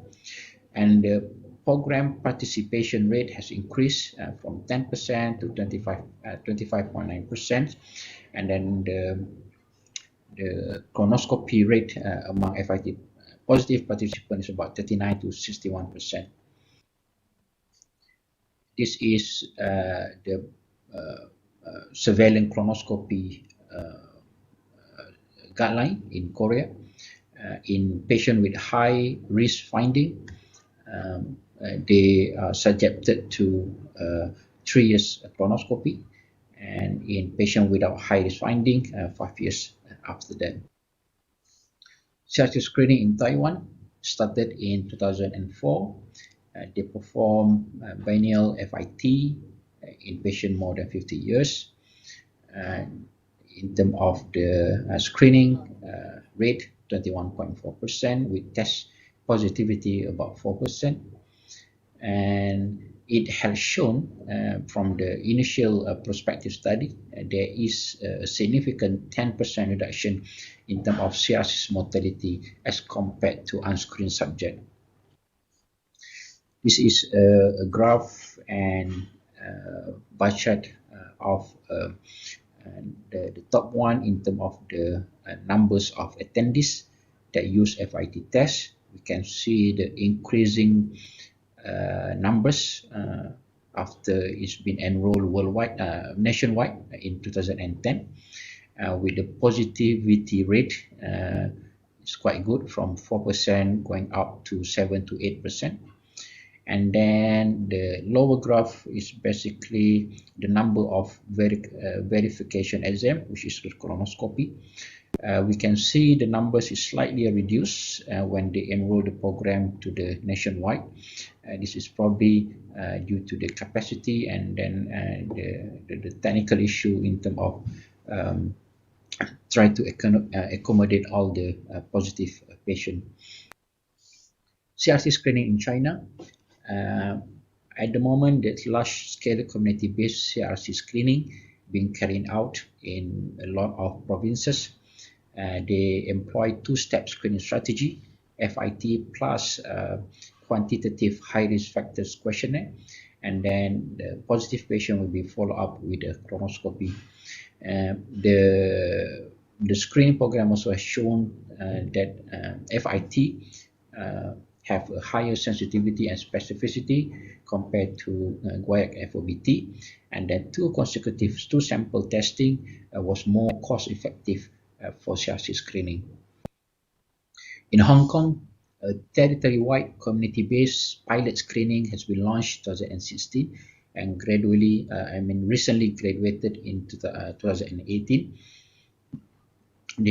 All the participants will be screened by FIT every 2 years, and then the participant will be subsidized and co-payment will apply for the diagnostic colonoscopy in private sectors. In Thailand, the SAM pilot screening has been implemented in 2011 in Lampang province. They have a high participation rate of 62.9%, test positivity about 1.1%, and the colonoscopy was performed in 72% of those with positive tests, and they have a detection rate of CRC of 30.7%, and then detection rate of adenoma 30.6%. How about in Malaysia? In Malaysia, we have a kind of a sporadic opportunistic program. Some region have a pilot study, although we don't have a uniform organized screening program. So one study has been done in Johor, southern Malaysia. Over 3 years, 584 patients were included. We have a 15.1 positivity rate. However, is important to note that only half of the positive patients are willing and proceeded for colonoscopy. And in terms of the annual follow-up for FOBT, again, the number is quite low. Only 1.1 to 2.2% of the patients return the next year for repeat testing. In terms of the results, out of patients going for colonoscopy, about 30% have adenomatous polyp, and about 9% have colorectal cancer. What is the long-term impact of CRC screening? This is based on a few study, cohort study and randomized control trial. All of the screening tests has shown a good impact in terms of reducing the CRC incident and also CRC mortality. Although the direct visualization, for example, colonoscopy and flexible sigmoidoscopy, has a higher rate to reduce the CRC incident as compared to the fecal-based tests. We can see in terms of data from the US, over the time after starting the screening program, the incident rate and the mortality rate start to decrease over years. This is another data from the modeling statistic. It shows that quite a lot of cases per 1,000 in terms of the occurrence of CRC, and that can be avoided by implementing the screening test, regardless stool-based or invasive test. This is another data in terms of incidence and mortality of colorectal cancer in country that implemented screening. This is the group with slowly increasing incidence. However, we can note the mortality of colorectal cancer has started to decrease. So the increase in the incidence might be due to the increased detection from the screening program. And in the second group, again in country who has implemented the screening program, we can see the incidence and also the mortality has started to decrease and coming down over years. Another table of projected long-term effectiveness of CRC screening among various strategies, and all of them has shown to reduce the colorectal cancer incidence and also mortality against unscreened population. I will touch a bit on CRC screening modalities. First, invasive test, basically the scope. Bronchoscopy, gold standard, safe. However, it requires sedation, bowel preparation, and a bit costly. And it definitely can reduce the CRC mortality and also the incident. However, one study has shown that the benefit is limited to the distal colorectal cancer, but not in the proximal cancer in terms of the reduction in CRC mortality. Flexible symbolonoscopy also has been shown to reduce the CRC mortality. However, because of the nature of the scope is limited to the distal colon. Fecal tests, we have 3 available tests. Guaiac FOBT, inexpensive, simple, widely available, again has been shown to reduce the CRC mortality. However, because it relies on simple oxidation, so any dietary peroxidases such as heme from myoglobin in the red meat or in the plant or antioxidant, they have a potential to confound the result. Therefore, it have a quite low positive predictive value of 3 to 10%. How about FIT? It measures colonic blood, since upper GI globin is being degraded and is utilized antibody to hemoglobin. Therefore, that it doesn't cross-react with the dietary meat. And the sampling technique is quite simpler compared to the FOBT, and therefore is much more feasible and then to the patient. And it also have a slightly higher sensitivity as compared to FOBT in terms of detecting advanced adenoma and colorectal cancer. How about stool DNA test? It's been approved by FDA in 2014. It's not available outside the US. It's quite sensitive in terms of detecting colorectal cancer and also advanced adenoma. Other modality include CT clonography. It carries a bit of advantage in terms of detecting extra clonic evaluation in terms of sensitivity, specificity, as compared to colonoscopy. The sensitivity is about 66.8% with a specificity of 80%.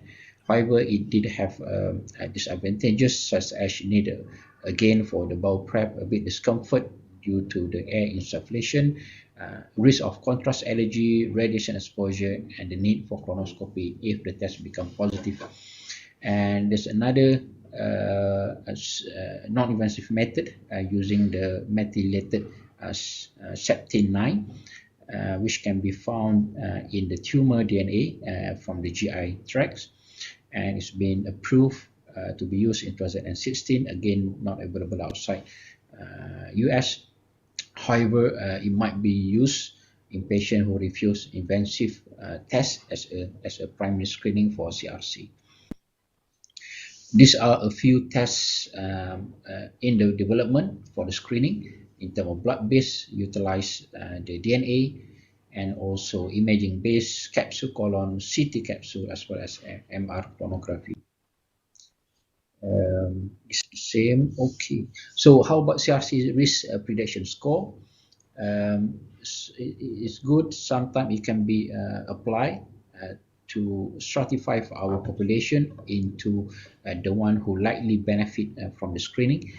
Therefore, it has a potential to increase acceptance to screening and also give the opportunity to give information more to the patient to encourage lifestyle modification.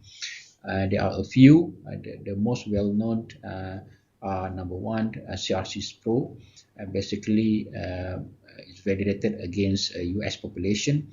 The skin cancer developed in UK, so it's been used in UK and a few other countries. For the Asian Pacific region, we have our validated scoring system, Asia Pacific Colorectal Screening Score.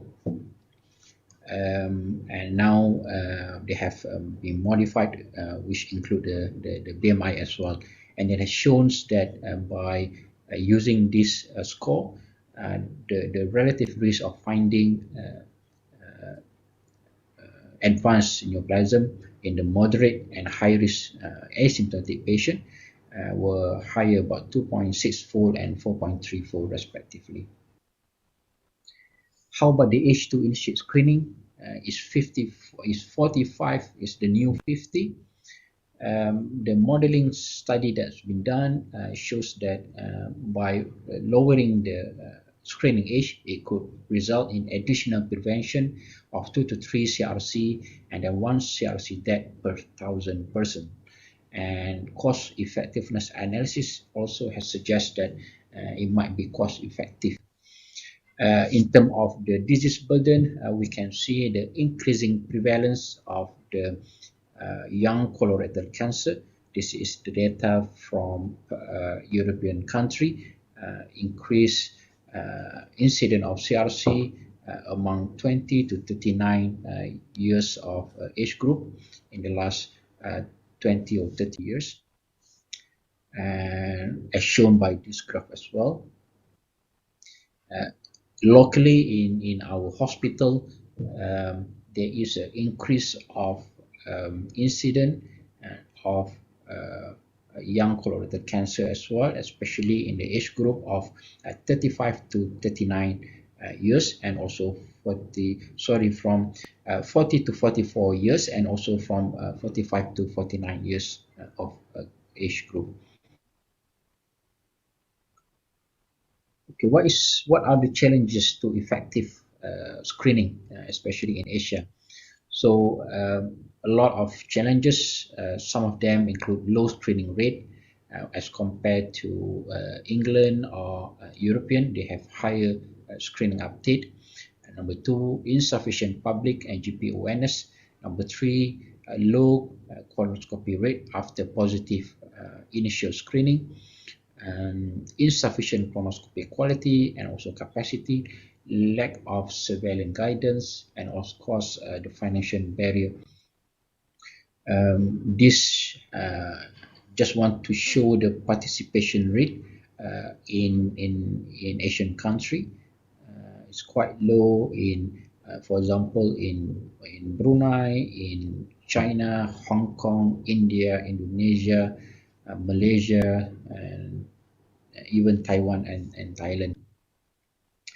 In terms of knowledge of CRC and screening tests, again among Asian country, a lot of the patient or the subject still not sure what are the symptoms of CRC, the risk factor, and also the screening tests that are available to them.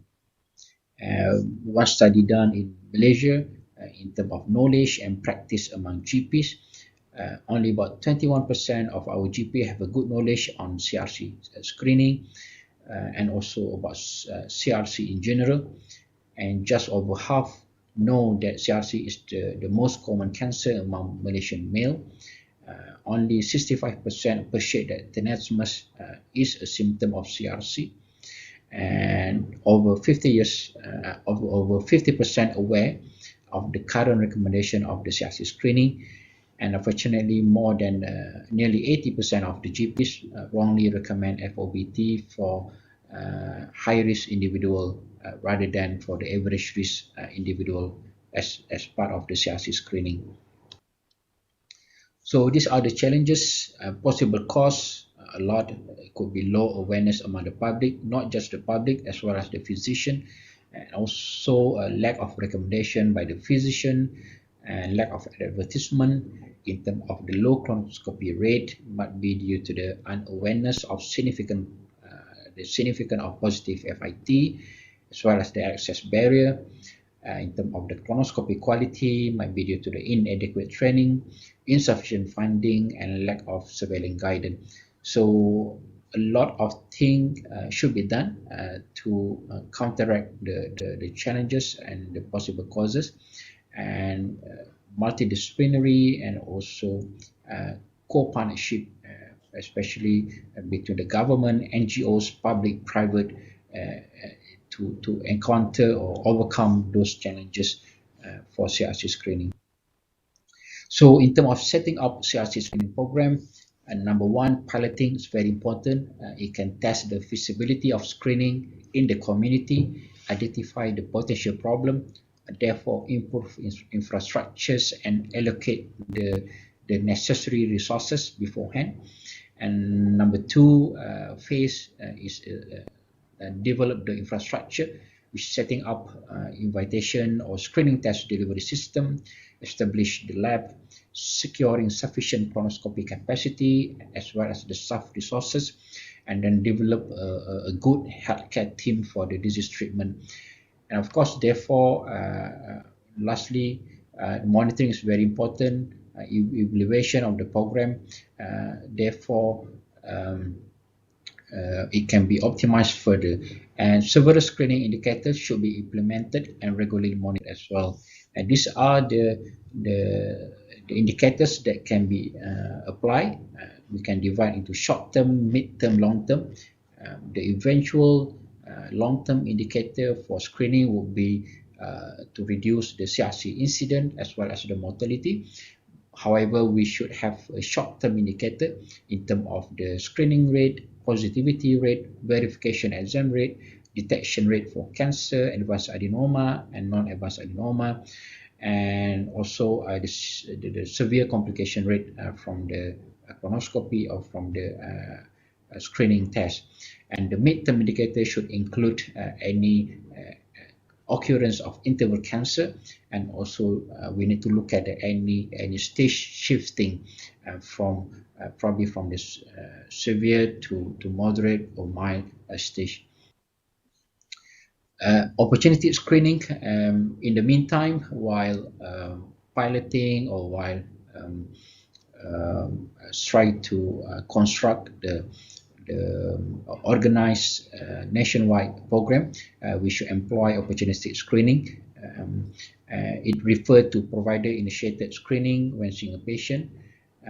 Three broad strategies we can apply. Number one, risk stratification, and colonoscopy should be offered to the patient with highest or with the high risk probability, and then the rest, for example, FIT can be offered to the low and average risk. Multiple option, various screening strategies should be explained to the patient. For example, scope, FIT, FOBT, CT chronography, and so on. And then sequential, if the preferred test is being declined by the patient, they should be offered for the second or third option, because the best screening test is actually the test that can be done. So these are some evident gaps and opportunities that we need to look in the future. And as the conclusion, number one, CRC incident is increasing in Asia, and therefore there is an urgent need for organized outreach screening program. And we have to note that young CRC is becoming more prevalent nowadays, and therefore CRC screening with FIT is a feasible and effective way to reduce CRC incident as well as the mortality. We need to encourage pilot programs among Asian countries, among countries that have moderate incidents who haven't employed or established the nationwide screening program yet. And this is important as well to share on the feasibility data. And in the meantime, we should optimize the opportunistic screening, the pilots program, need to educate people, increase public and physician awareness. And lastly, continuous monitoring of the screening indicator is very important, and so that the performance of the screening can be kept at the highest level. With that, I would like to end my presentation, and thank you for listening. Okay. Thank you very much for lecture from Professor Hyun from Malaysia Society of Gastroenterology and Hepatology. And now about 6:30 p.m. I'm stop here. I'm sorry, Professor Hyun, and I hope to see you again. Now I invite Professor Myung from the President Kasit to closing. And thank you very much.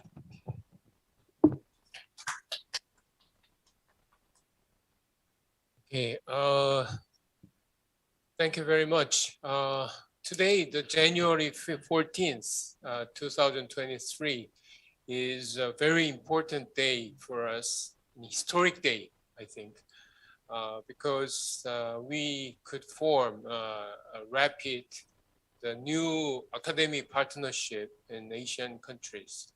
So hopefully, RAPID can contribute to Korea and Asian countries, researchers, for the cure of our intestinal disease research and disease control.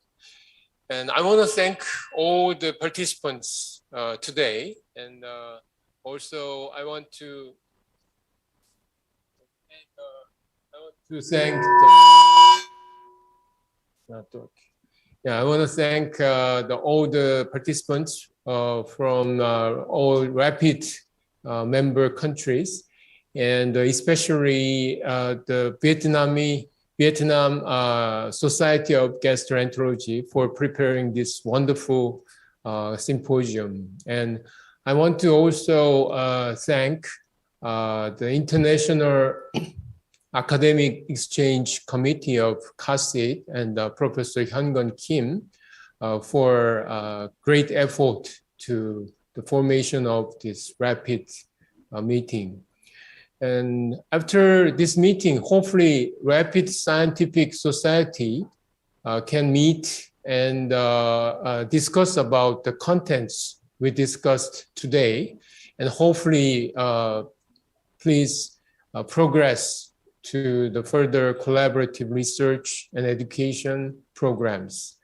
And also in April 2023, we will have AOCC and IMCASIT collaboration meeting in Busan, Korea. And all the members today, please come to Busan for our meeting. And at that time, maybe we can discuss further about the RAPID progression. Thank you again to all the participants and lecturers discussing today, and let's meet soon. Thank you very much.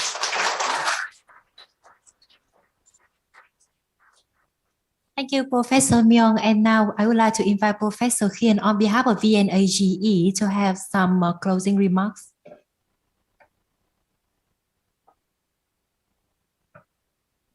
Dear Professor Myung and President Kasit, and dear own President in Malaysia, Indonesia, Myanmar, and another country. On behalf of the Vietnam Association of Gastroenterology and 108 from the Center and Hospital, we thank you very much for Professor Myung and for the own president in another country and own professor in another country come to here. We are very happy, and I hope so in the future to meet again. And VNAG and 108 and would like to collaboration between another country in the future. Now I'm stop here and invite Professor go to B1 and dinner, gala dinner and karaoke. Thank you very much for your attention.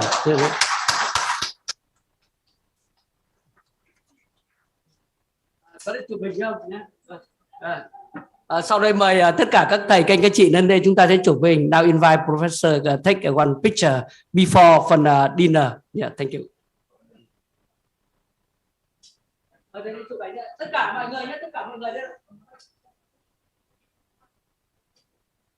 Invite many people go